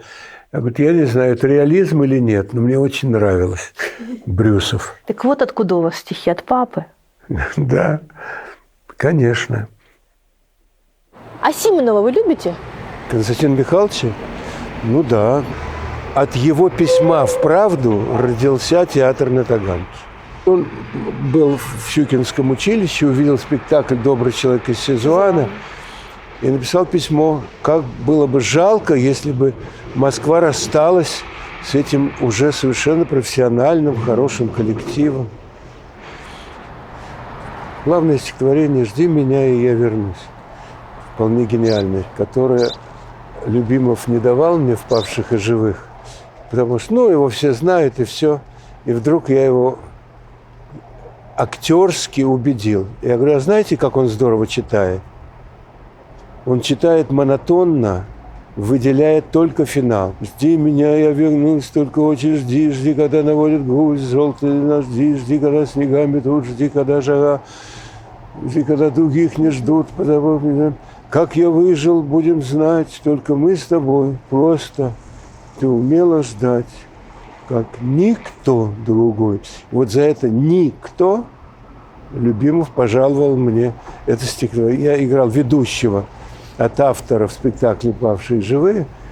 И когда читал это стихотворение, то я мог снова всплакнуть, потому что мне виделась моя тетя Аня, мамина сестра старшая, муж, который ушел, и, как это называется, без вести пропавший. Вот дядя Гриша был для меня символом беды войны. Потому что быть без вести пропавшим для меня 5-летнего, 6-летнего, 20-летнего или 25-летнего, как у Любимого, было невозможно. Нельзя быть без вести пропавшими.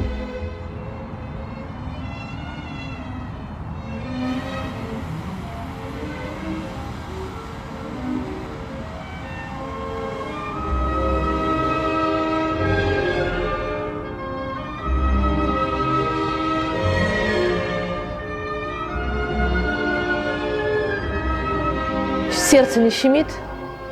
Нет.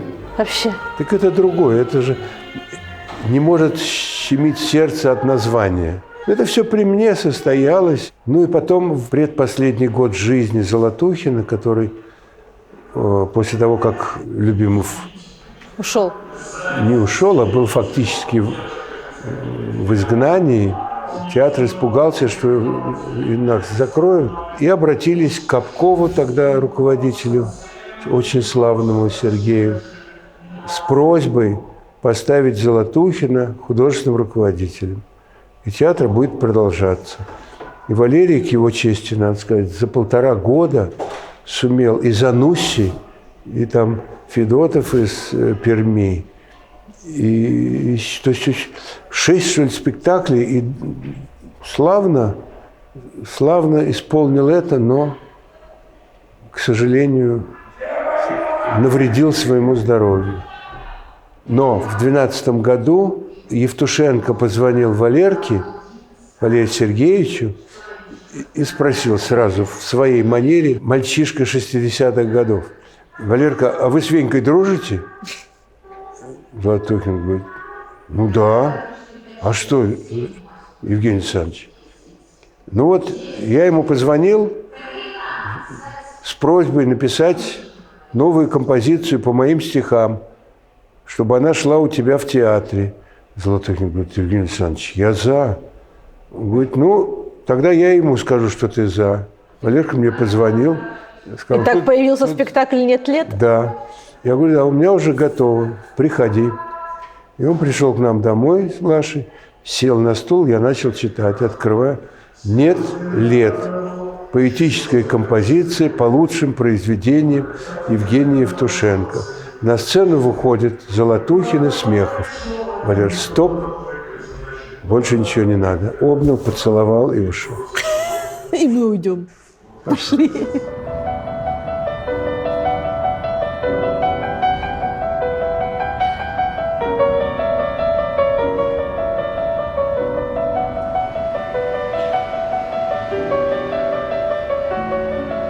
У той арки в подъезде мы жили на 8 этаже.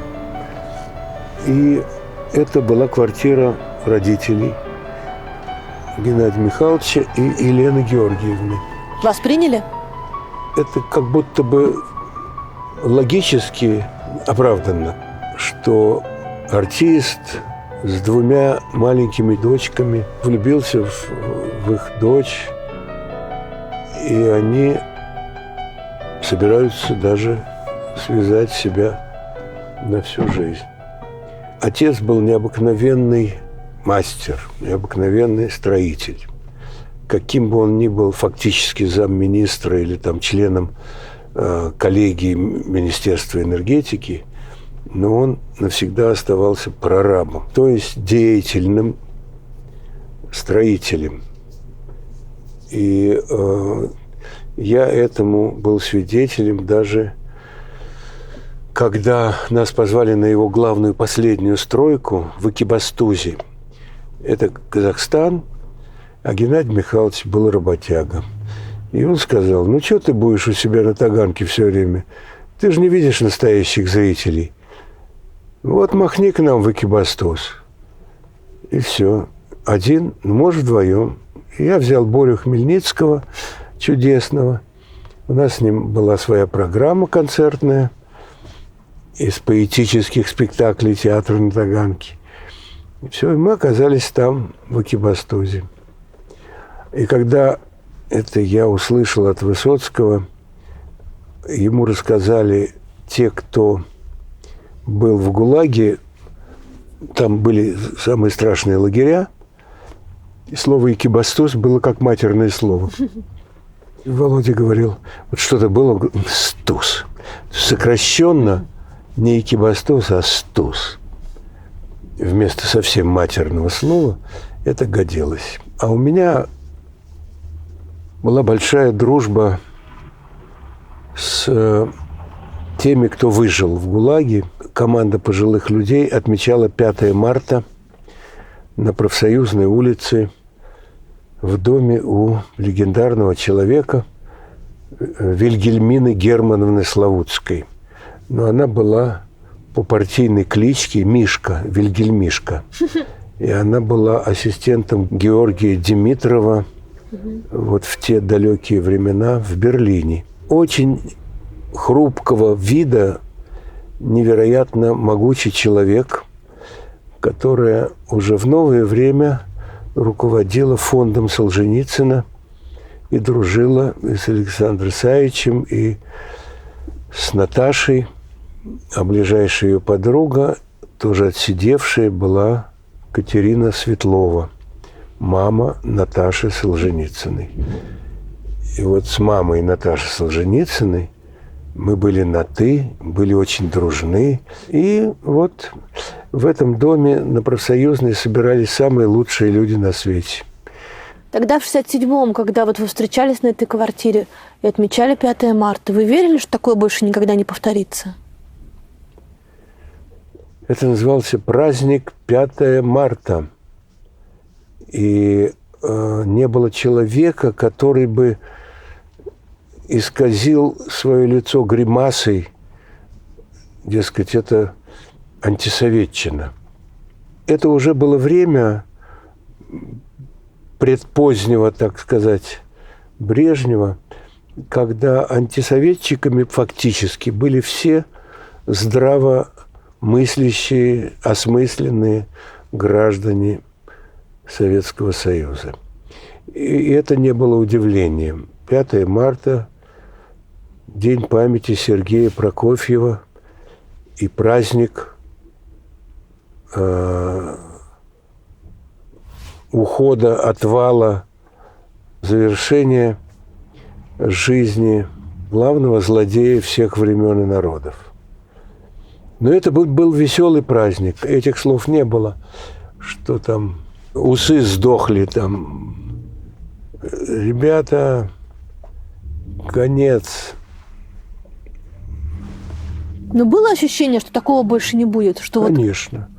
Если такого не может быть. И если то, чего не может быть, было, значит, Господь Бог ставит на этом точку. В драматический кружок, в который вы поступаете юношей, преподает или возглавляет Ролан Быков? Не Нет, так? Нет, Ролан дружил очень с нашим педагогом Варвара Ивановна Стручкова. Она была самая знаменитая Баба-Яга в Тюзе. Она гениально играла Бабу-Ягу в 3 или 4 спектаклях. И она вела драматический кружок. Как я туда попал, я не знаю. Но я попал туда сразу и навсегда. И вместе со своим другом Андрюшей, который был гениальным математиком, но мы не могли друг от друга отставать. Хотя со мной было гораздо сложнее, потому что я по математике не мог за ним угнаться. Ну, в общем, великий математик со мной рядом, и вместе с тем, куда я, туда и он. Но когда я стал учиться музыке, он не мог, у него не было слуха. И он очень этого стеснялся. В отместку он стал ходить в консерваторию и узнал гораздо больше великой классики, чем я. В театральном кружке Варвары Ивановны главный артист был Леша Ибоженко. Было еще несколько талантливых ребятишек, а я был младше всех и длиннее всех. Мне ничего не доставалось, кроме пионер-вожатого Пети в каком-то спектакле про пионеров, но зато за занавес отвечал Толя. Замечательный человек с дефектом речи, поэтому он ничего не играл. Но когда через порядком лет, в 66-м, мы репетировали «Жизнь Галилея», и Любимов добивался от меня воздействия на Галилея Высоцкого, потому что я играл куратора Приули, куратора Галилея, и должен был отговорить Галилея туда глядеть и настаивать на том, кто вокруг чего вертится, потому что это все неправда, только церковь говорит правду. Высоцкий мне отвечает, хорошо сразу стал отвечать. Любимому сразу стало нравиться, как Володя пробует Галилея. А у меня не получается. Он говорит, ладно, все, Вениамин, иди отдохни, давайте следующий. Сцена с маленьким монахом. Маленького монаха Леша Ибоженко. Потом Леша ушел в Малый и получил эту роль Золотухина. Играл замечательно. Я вышел в коридор, я смотрю на 2-м этаже, репетировали мы в большой мужской гримерной, и я вижу вот так вот вдалеке зеркало. Я иду и начинаю себя ругать. Какая я сволочь, какая дрянь, какой я никакой нулевой артист. И сгримасничал. И вспомнил Толю, который дергал занавес. Вернулся, сказал, я могу попробовать. Господин Галилей, вы совершенно не правы, как можно так? Володя на меня, знаете, это. И я сыграл роль, за которую получил премию театрального фестиваля в Москве. И вообще всегда смеялись над тем, как Любимов охаживал гостей. Вот если приходит Трифонов, или Эрдман, Вольпин, или Корякин, Юра, а мы репетируем 2-й акт уже. Он вдруг говорит, нет, все, Нина, позови Смеху, пройдите еще раз вот сцену эту, Володя, вот свою сцену. Володя давится от смеха, но не показывает. Потому что понимает, что Любимову сейчас не репетировать, а похвастаться хочется. Ну все, я начинаю репетировать, Любимов хохочет, это все смеются. Я играл смешно.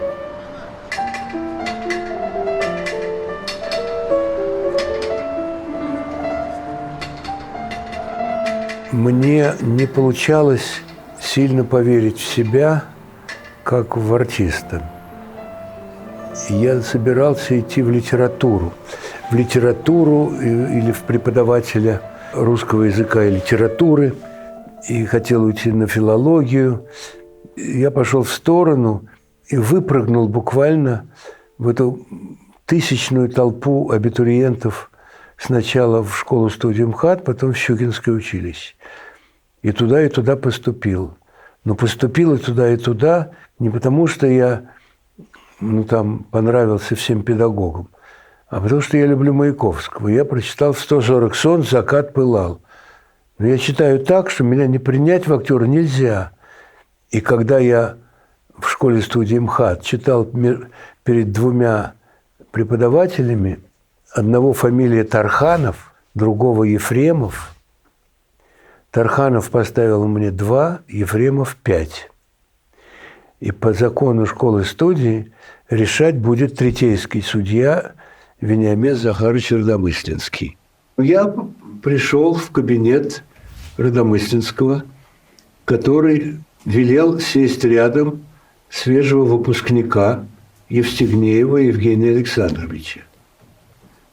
Сидит Евстигнеев, сидит ректор великий, и я читаю Маяковского. Я прочитал, Родомыслинский говорит: ну, иди сюда, Вень, садись. Ну, вот сейчас я спрошу моего любимого дипломника: Жень, ну как тебе? И Женя, которого часто в «Современнике» упрекали, потому что он малоразговорчивый, но не очень так тоже. Говорит: тебя как зовут? Я говорю: Веня, показывает народом. Это шанс.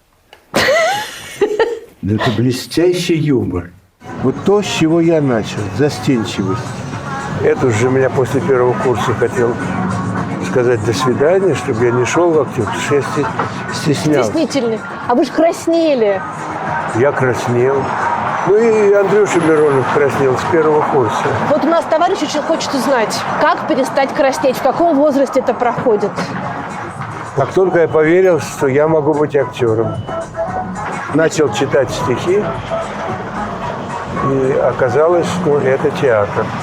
Но это еще открытие любимого и нашей всей группы, что поэзия может быть драматургией.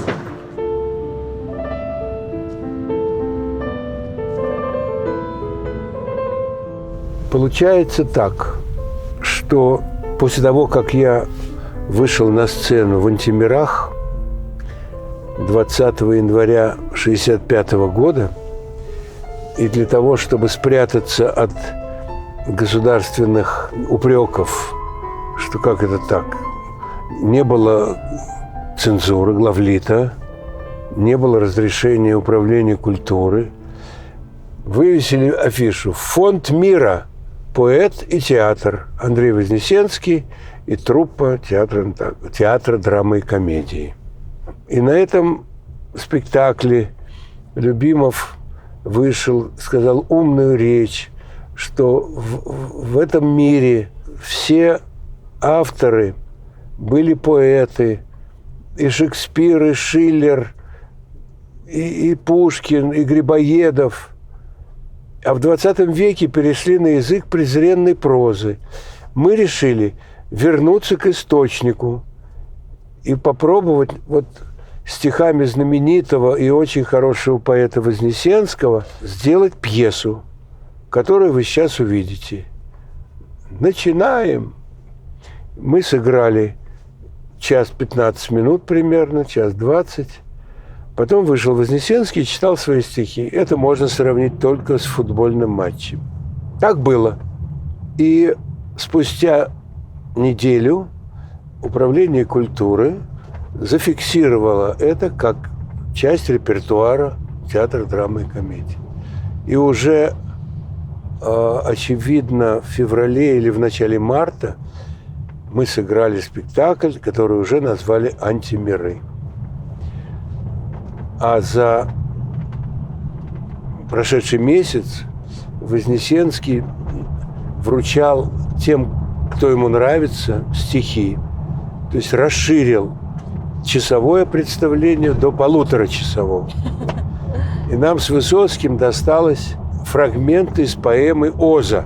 Это был самый жгучий роман в жизни Андрея Андреевича. Он влюбился в Зою Богуславскую, которая была немножко старше, но это была огненная любовь, и он тут же назвал ее из Зои, стал называть ее Оза.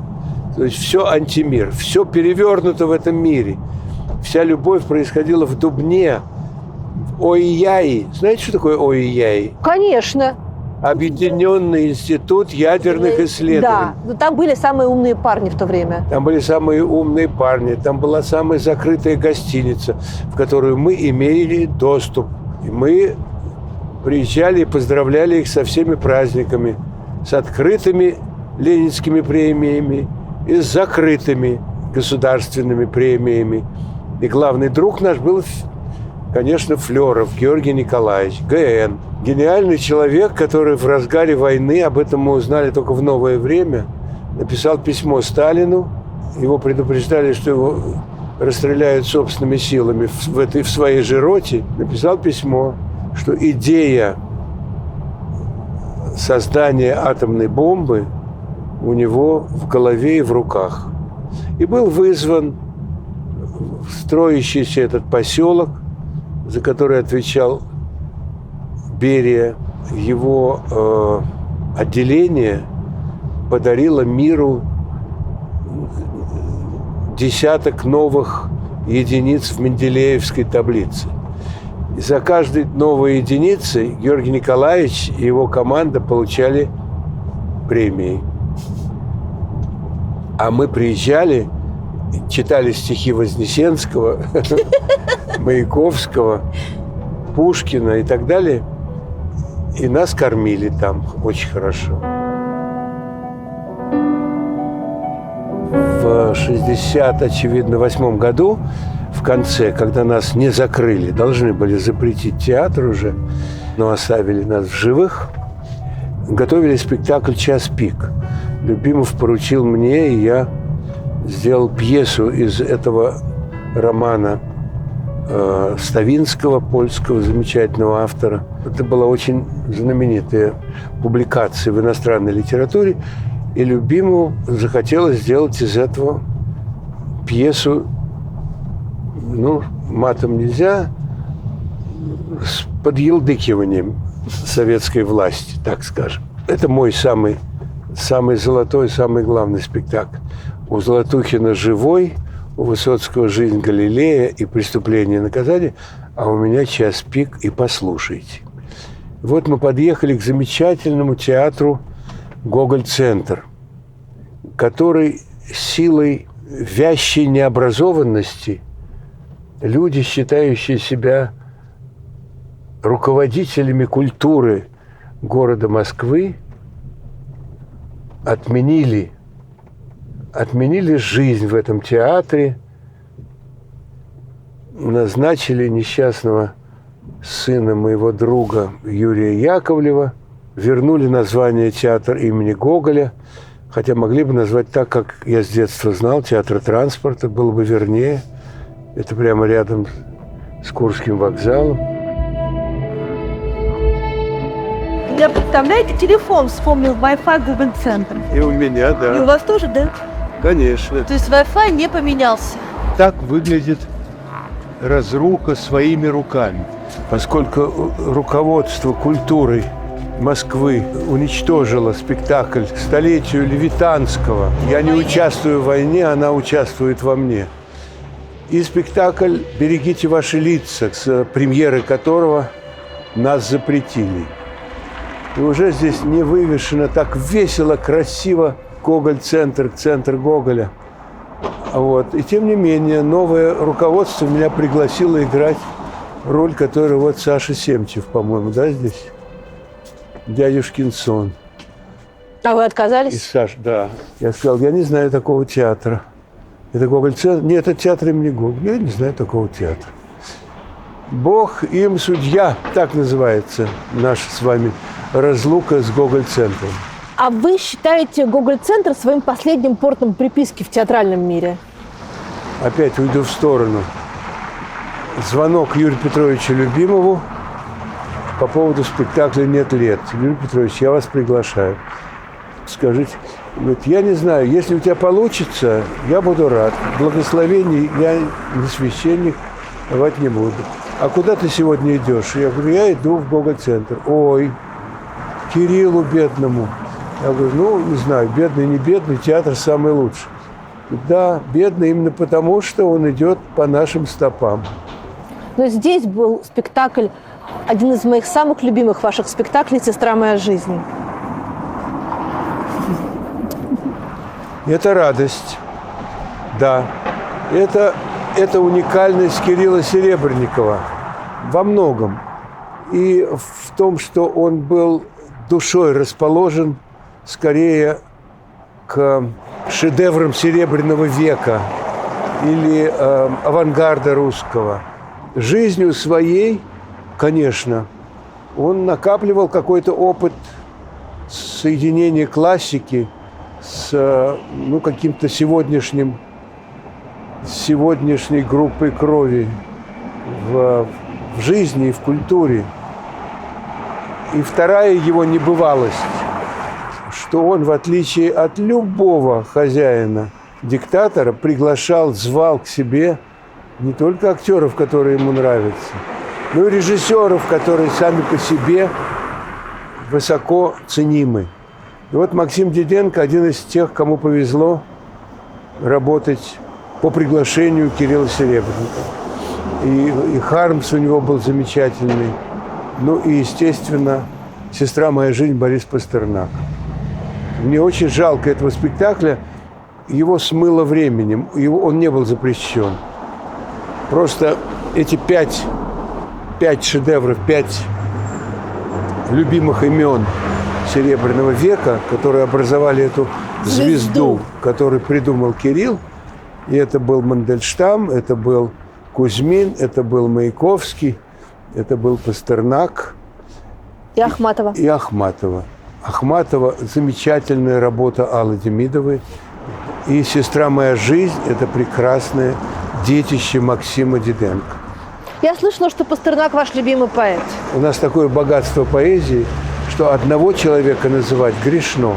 Но если бы вы хотели сейчас о сегодняшнем дне рассказать стихотворением Пастернака, то какое бы вам пришло в голову?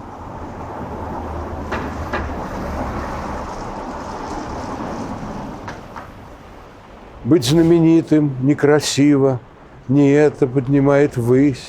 Не надо заводить архива, над рукописями трястись. Но надо жить без самозванства. Так жить, чтобы в конце концов привлечь к себе любовь, пространство, услышать будущего зов. Другие по живому следу пройдут твой путь за 5 Но поражение от победы ты сам не должен отличать и должен ни единой долькой не отступаться от лица, но быть живым, живым и только до конца. Но это звучало, кстати, на сцене театра на Таганке, этот отрывок из Пастернака.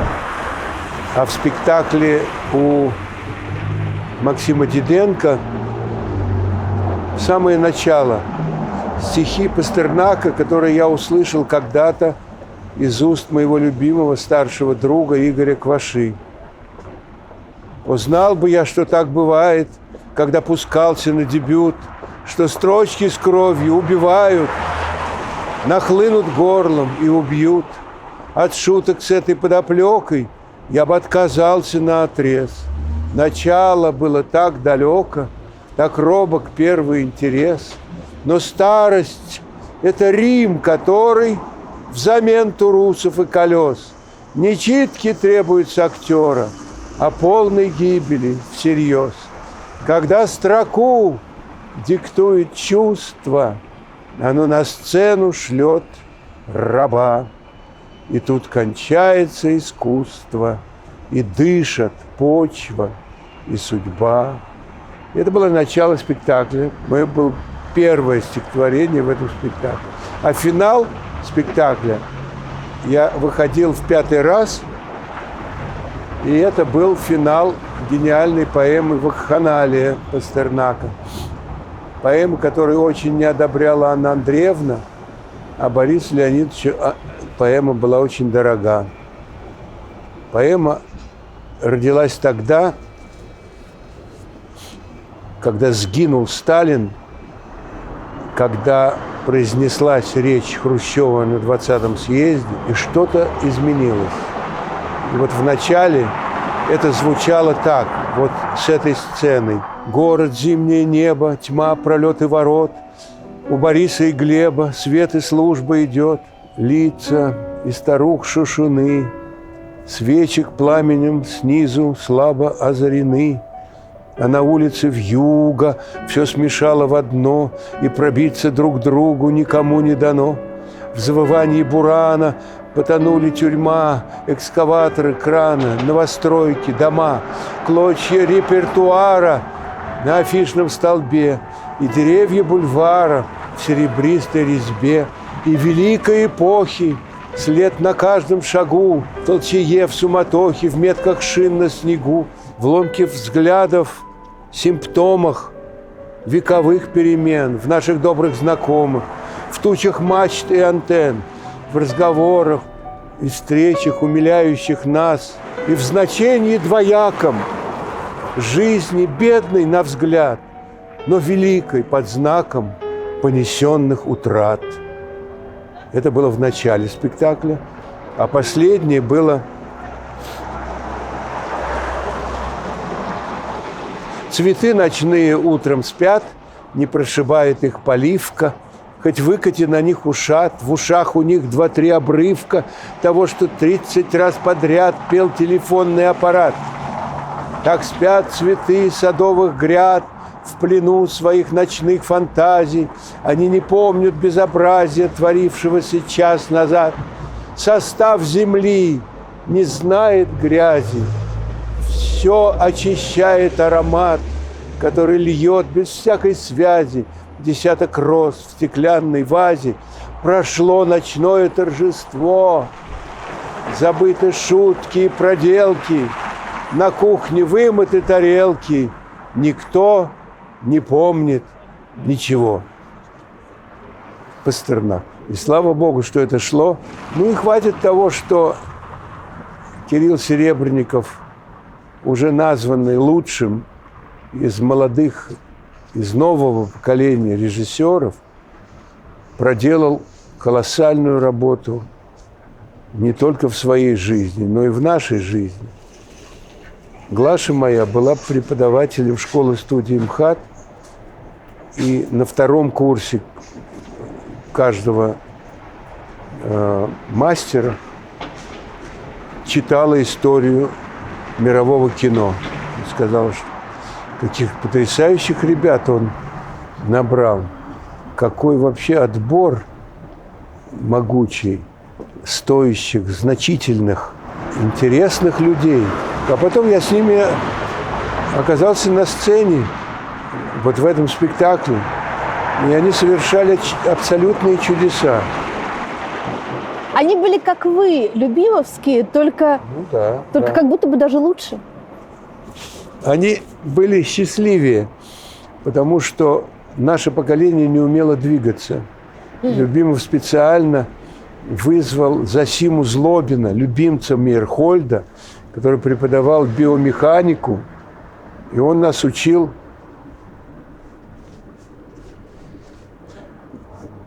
необходимым движением всех частей тела прямо в 64-м, в самом начале.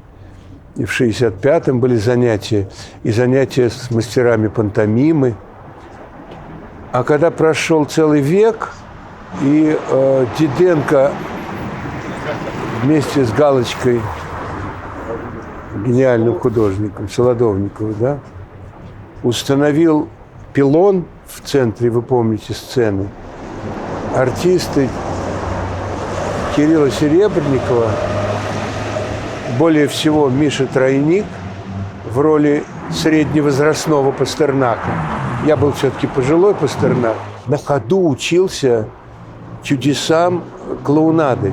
И вот он шел головой вниз наверх, оттуда спускался, ему навстречу волшебная Серебренниковка с подносом, с ребенком.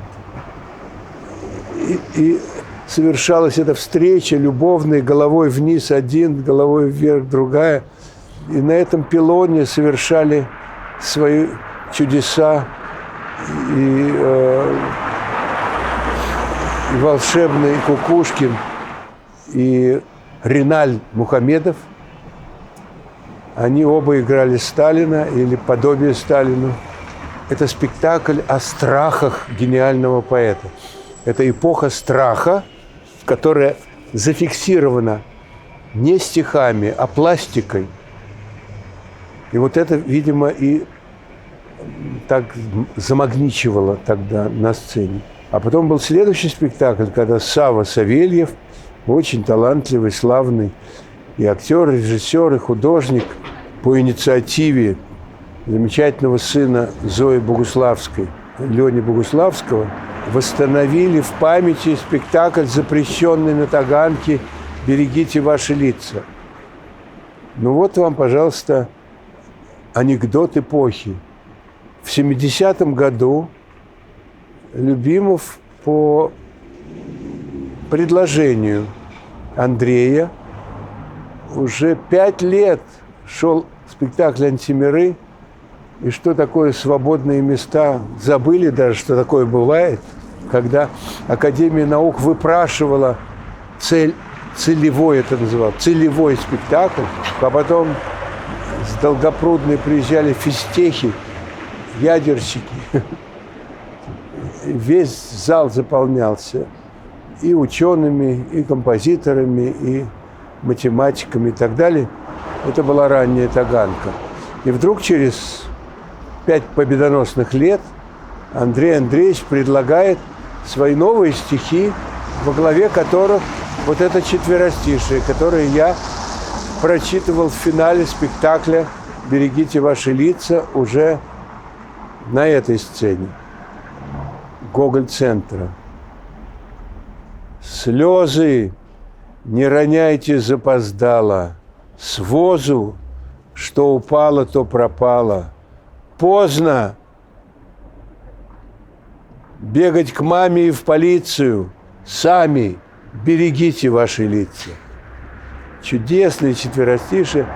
Ну и вообще спектакль получился аховый просто. Но это означало, что это было необходимо людям уже для здоровья. Такого рода выраженные стихами мысли о бедах и о мечтах, я не знаю, надеждах. Тогда или сейчас этот спектакль оказался более востребованным? Закрыли его и тогда, и сейчас, но когда было эмоций больше? Ну, 52 года назад, наверное, резко реагировала цензура, любого вида цензура. И самая главная цензура, и заместительная цензура, конечно, отзывалась на то, что резкие стихи о человеческом достоинстве или о бедах человечества было оформлено якобы американской скорлупой. Все плохое происходит в Америке. И он же, Андрей, предложил Володе Высоцкому. И Володя там, это строились эти крепления, трубы, на которых подвешиваются декорации. И мы сидели как ноты в черном на этих нотах. И Володя, сидя на 2-м ярусе, пел «Охоту на волков». Мы стояли спиной к залу, а потом зал соответственно реагировал. И это было, наверное, для цензуры невыносимо.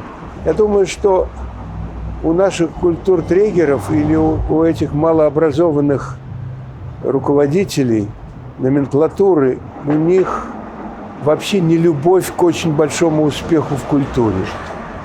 Потому что они унаследовали со сталинских времен паранойю. Если все кричат, что это здорово, значит, это против. Ну и получалось, что спектакль «Берегите ваши лица», люди вставали, аплодировали, там успех был огромный.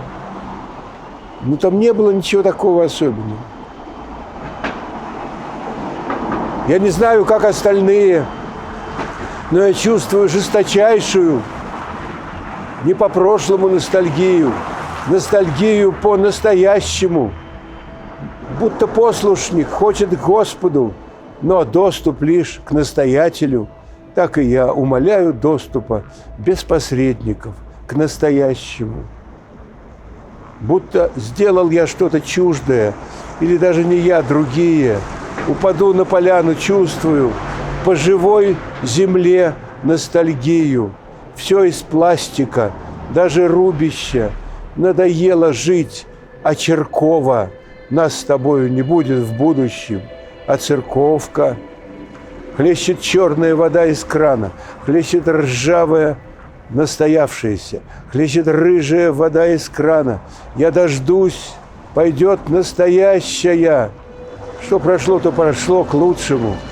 Но прикусываю, как тайну, ностальгию по настоящему, что настанет, да не застану.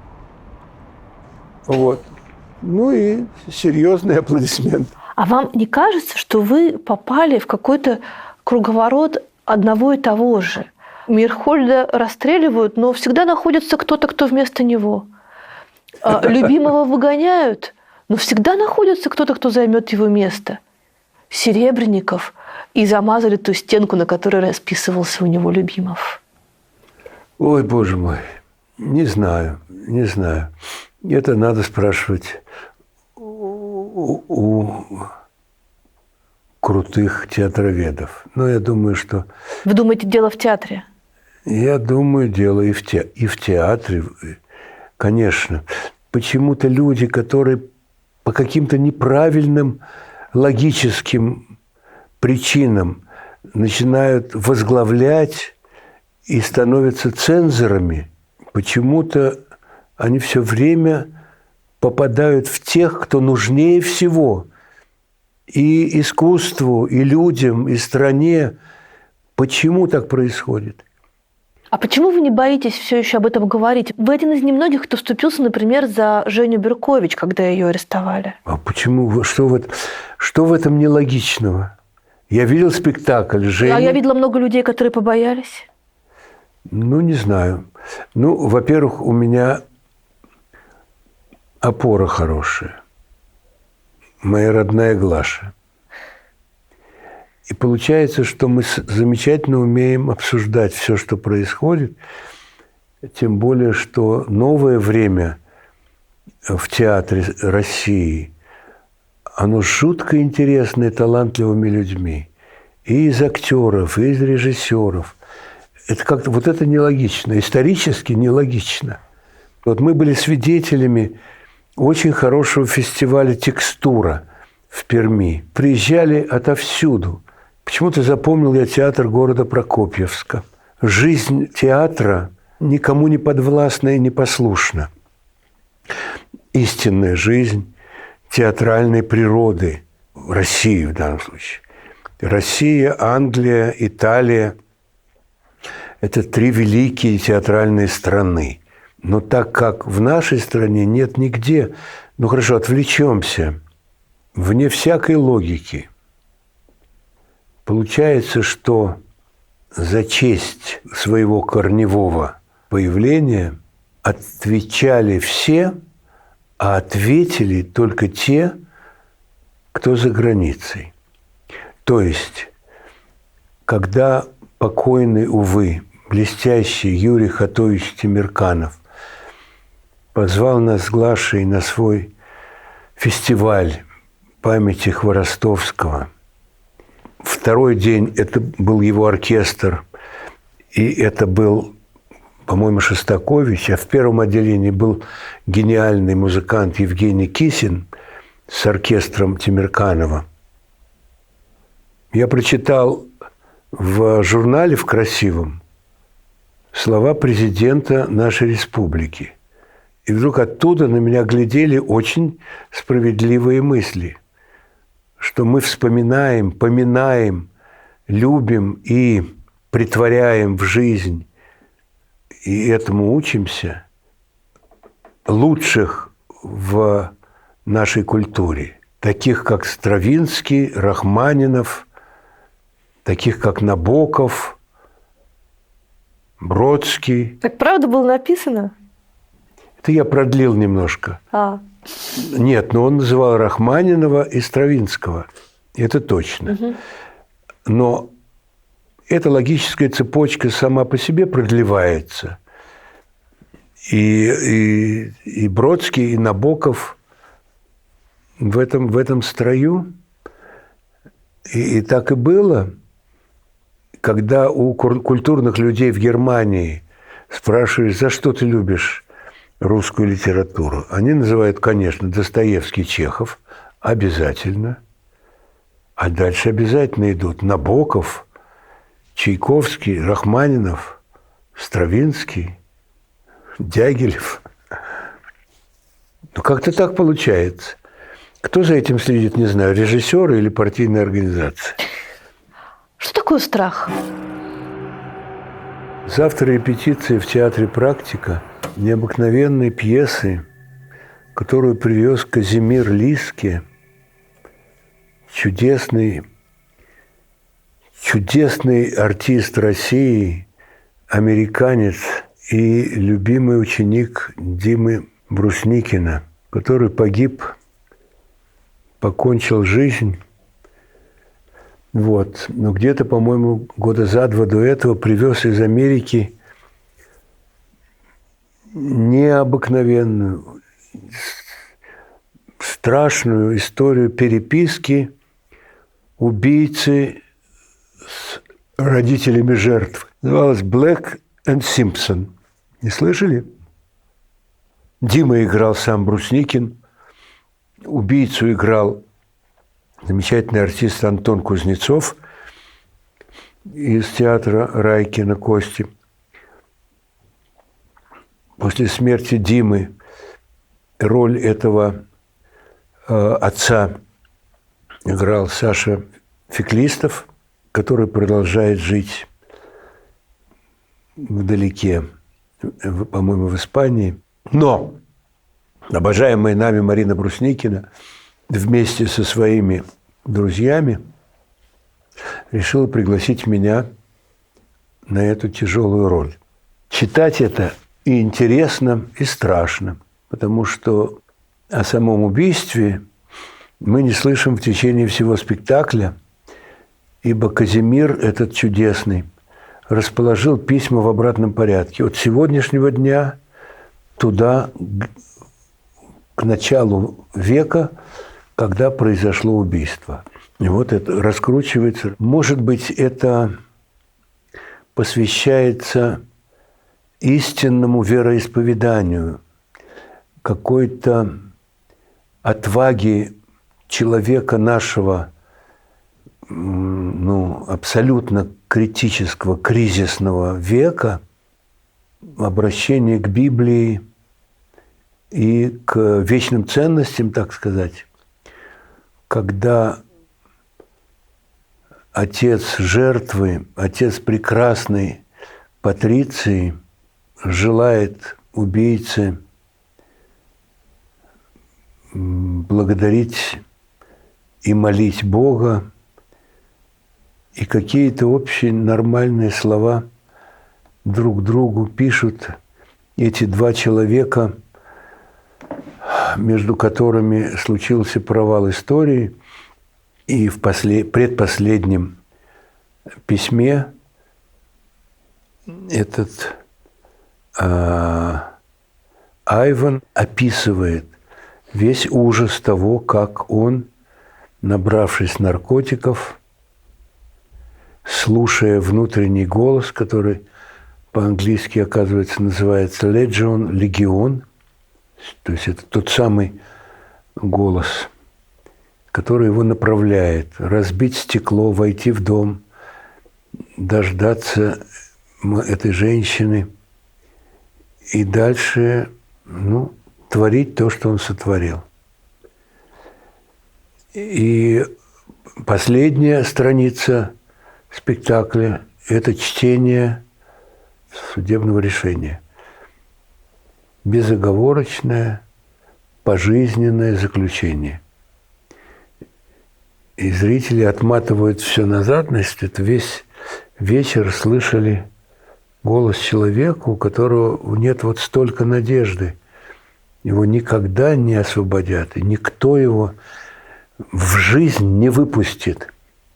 Но он сам себя проклинает, он поражается, как отец и мать Патриции ему прощают, и сколько надо потратить усилий души и мозга, чтобы самого себя простить от имени Иисуса Христа, от имени Бога.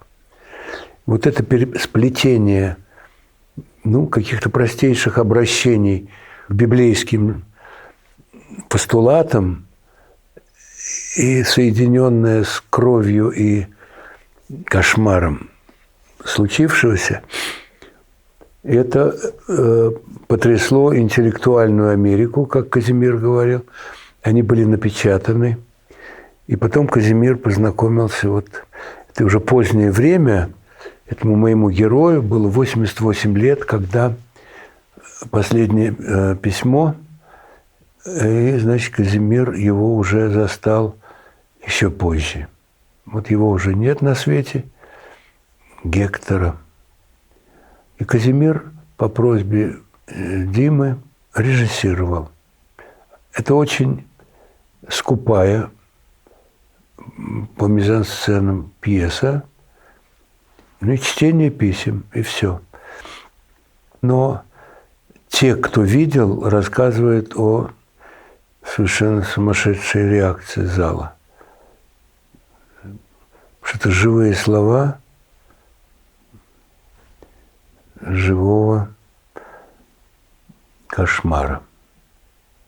Я вчера видела реакцию зала на ваш спектакль «Последнее лето», где самый переломный, самый страшный момент большой семьи, большой страны умещен между мальчиком, который это видит, и очень взрослым, пожилым человеком, который это вспоминает. Если бы вы могли сегодняшний поговорить с собой маленьким, о чем бы вы ему сказали? Мне повезло. Может быть, повезло с мамой, с папой. Повезло с тем, что меня пощадили какие-то недуги и злоба по соседству. Мне лично не выпало, мне кажется, ни одной ядовитой стрелы в меня. Это не совсем так, конечно, но желание вам ответить исключает какое-то копание в зарослях того, что вот этот человек позвонил и сказал: как ты себя чувствуешь? Ты же херово сыграл. Ты сам понимаешь, что вообще ты в полном говне. И этот человек хороший, артист замечательный. Но почему-то он меня возревновал к любимому, к Таганке. И я говорю: приди еще раз, посмотри, может, тебе понравится. Говорит: да все говорят, что ты ужасен.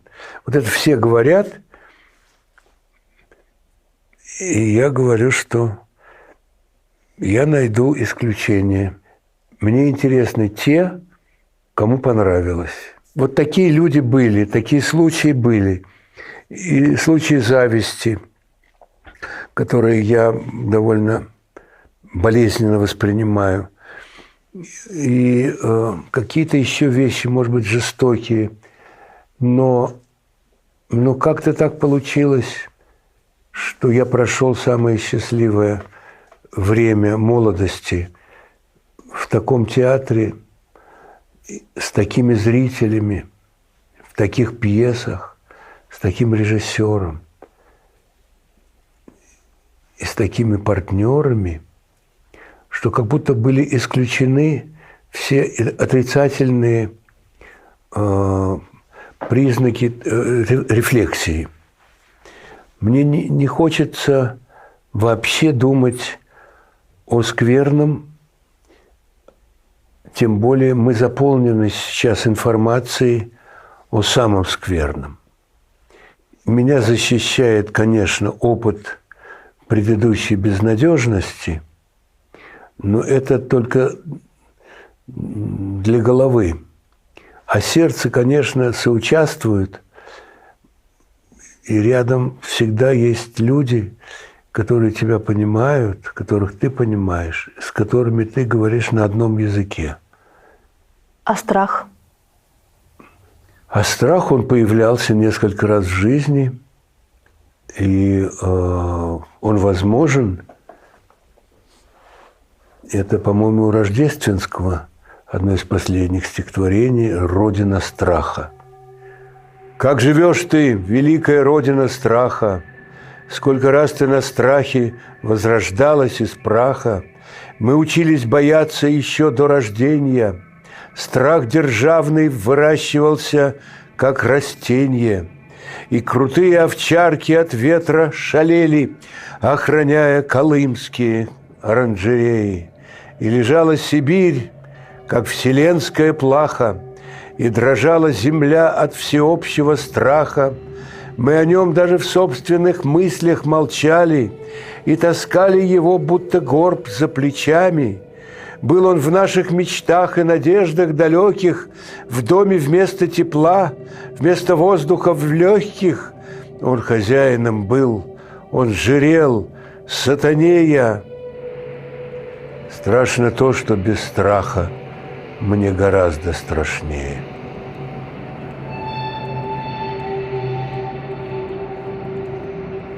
Вы знаете, примеры господствуют, примеры лидируют. И вот знать историю Иосифа Бродского, которого как будто бы страх, как персонаж жизни, уговаривает с его 17 или 18 лет, стукачи ходят по его следу, недоброжелатели и чужие люди все время попадаются по ходу жизни, потом психиатричка, потом ссылка, потом ни одной напечатанной строчки, кроме детского журнала. Как это мне помогает к страху относиться свысока?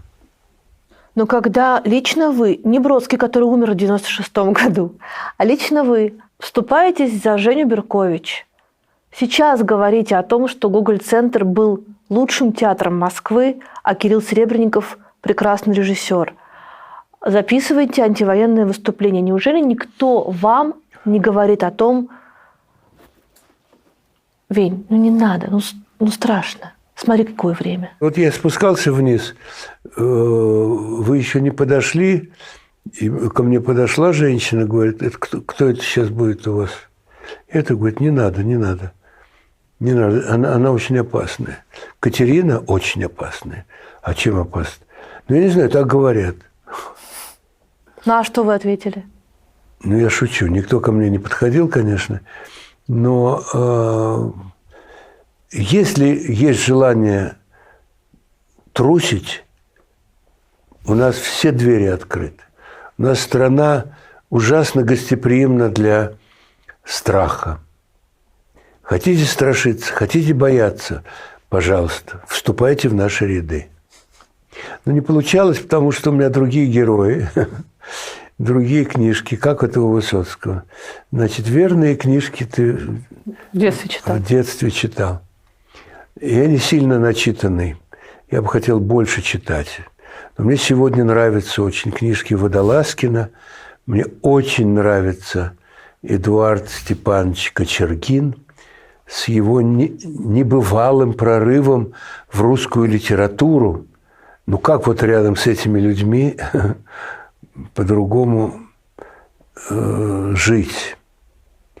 Ну и потери очень оберегают от страха. Вот Женя Аксенов, младший брат моей жены, ну, из самых любимых людей на свете во всем. Начитанность, проникновение во все, что интересно. Хотя он защитил диссертацию защиты атомных станций в очень трудном, важном деле, получил 2 высших образования и вдруг удивил нас тем, что он с внуком Матусовского переводит с иврита Экклезиаста. Вот Библию берет и переводит. Я видел начало этого человека. Он был в 7 классе, когда все записи Высоцкого на магнитофон он переводил на бумагу. Потом узнавал у меня, а почему вот это вот такое слово, а почему такое? В ответ я мог одарить его только тем, что он увидел Высоцкого в гримерной. Это Олимпийская Москва, и мы играем Гамлета. Это лето. Мы едем с Женькой по Москве. Меня останавливает милиционер, гаишник, и он тут же выдумывает: у вас ЦО, задымление было.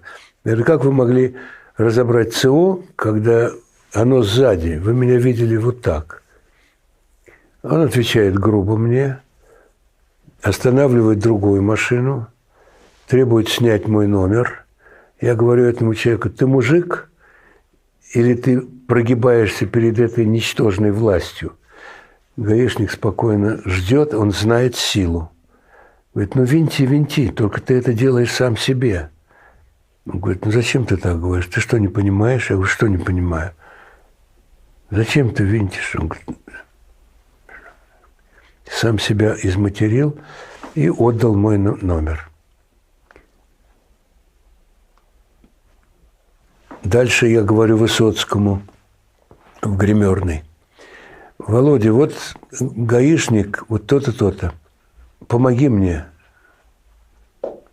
Он говорит: все, что угодно, но только не с ментами. Я говорю: это ты говоришь? Он говорит: да. Меня остановил посреди бега машины. Я резко затормозил. Он взял мои права и начал: что вы делаете? Он говорит: я сам себе не верю. Я говорю: я Высоцкий. То есть то, что ему не свойственно было. Я тут улыбнулся и говорит: вот поэтому я и делаю. Это такая бесовщина. К ним нельзя вообще за 10 шагов подступаться. Я говорю: а как мне забрать? Он говорит: Веня, я ничего не могу. Но я узнаю, он назвал человека, говорит, там, у Толи, я узнаю. Может быть, можно. Где это было? Я говорю: на Кольце это было, возле Курского вокзала. Я попробую знать. Я поехал на следующий день туда, в ГАИ. Вот там уже меня стали узнавать. 80-й год. И начальник отделения вышел, сказал: я вас люблю как артиста. Вы же Атос. Такое простодушное, глупое измерение ценности мне подошло. Я говорю: ну вот у меня такая история, у меня забрали, некрасиво забрал там этот самый. Он кому-то что-то сказал. В окне появился виновник торжества. Он смотрит на меня несчастными глазами. Он ждет. Начальник говорит: он сейчас сам вам завинтит, все сделает. И скажите, пожалуйста, какова цена потери вашего настроения? Я говорю: вы мне хотите заплатить? Он говорит: ну как скажете. Потому что, говорит, я Атосу обязан своим... Чем-то он обязан мне. Вот такой парадокс нашей жизни. И что вы ответили? Не, ну что я ответил? Мне хватит номера, и я пошел. А вы его накажете? Он говорит, я его уже наказал. Ну все, наказанный мне завинтил, все, я уехал. И Высоцкому сказал о победе. Но Высоцкому уже было не до меня. Это были последние дни. И все, чему суждено было, случилось. Что-то случилось. Нас все покидают. Старые дружбы, как листья опали. Что-то тарелки давно не летают. Снежные люди куда-то пропали. А ведь летали над нами, летали. А ведь кружили по снегу, кружили. Добрые феи над нами витали. Добрые ангелы с нами дружили. Добрые ангелы, что ж вас не видно? Добрые феи, мне вас не хватает. Все-таки это ужасно обидно, знать, что никто над тобой не летает. Лучик зеленой звезды на рассвете, красной планеты ночное сияние. Как мне без вас одиноко на свете, о недоступные мне марсиане. Снежные люди, ну что ж вы, ну где вы? О, белоснежные, нежные девы, дайте мне руки, раскройте объятия, о, мои бедные сестры и братья. Грустно прощаемся с детскими снами, вымыслы наши прощаются с нами, крыльев не видно уже за спиною, робот храпит у меня за стеною. Выберите, пожалуйста, милосердие или справедливость? Мне кажется, милосердие. Свобода или стабильность? Свобода. Правда или безопасность? Правда. Родина или истина? Истина. Как сегодня сохранить порядочность? Ну, не мельчить, не суетиться и делать паузу перед тем, как на что-то решаешься. До какого события в жизни нашей страны вы хотели бы дожить?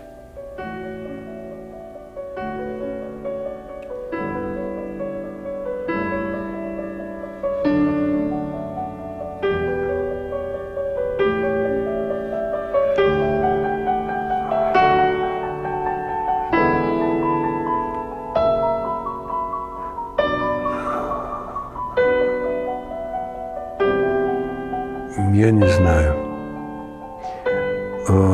Скорее всего, я не доживу. Давайте я отвечу все-таки Самойловым, ладно? Хочется мирного мира и счастливого счастья, чтобы ничто не томило, чтобы грустилось нечасто. Хочется синего неба и зеленого леса, белого-белого снега, желтого яркого лета. Хочется, чтобы отвечало все своему назначению, чтобы начиналось сначала, вовремя шло к завершению. Хочется шуток и смеха где-нибудь в шумном скопище. Хочется и успеха, но на хорошем поприще.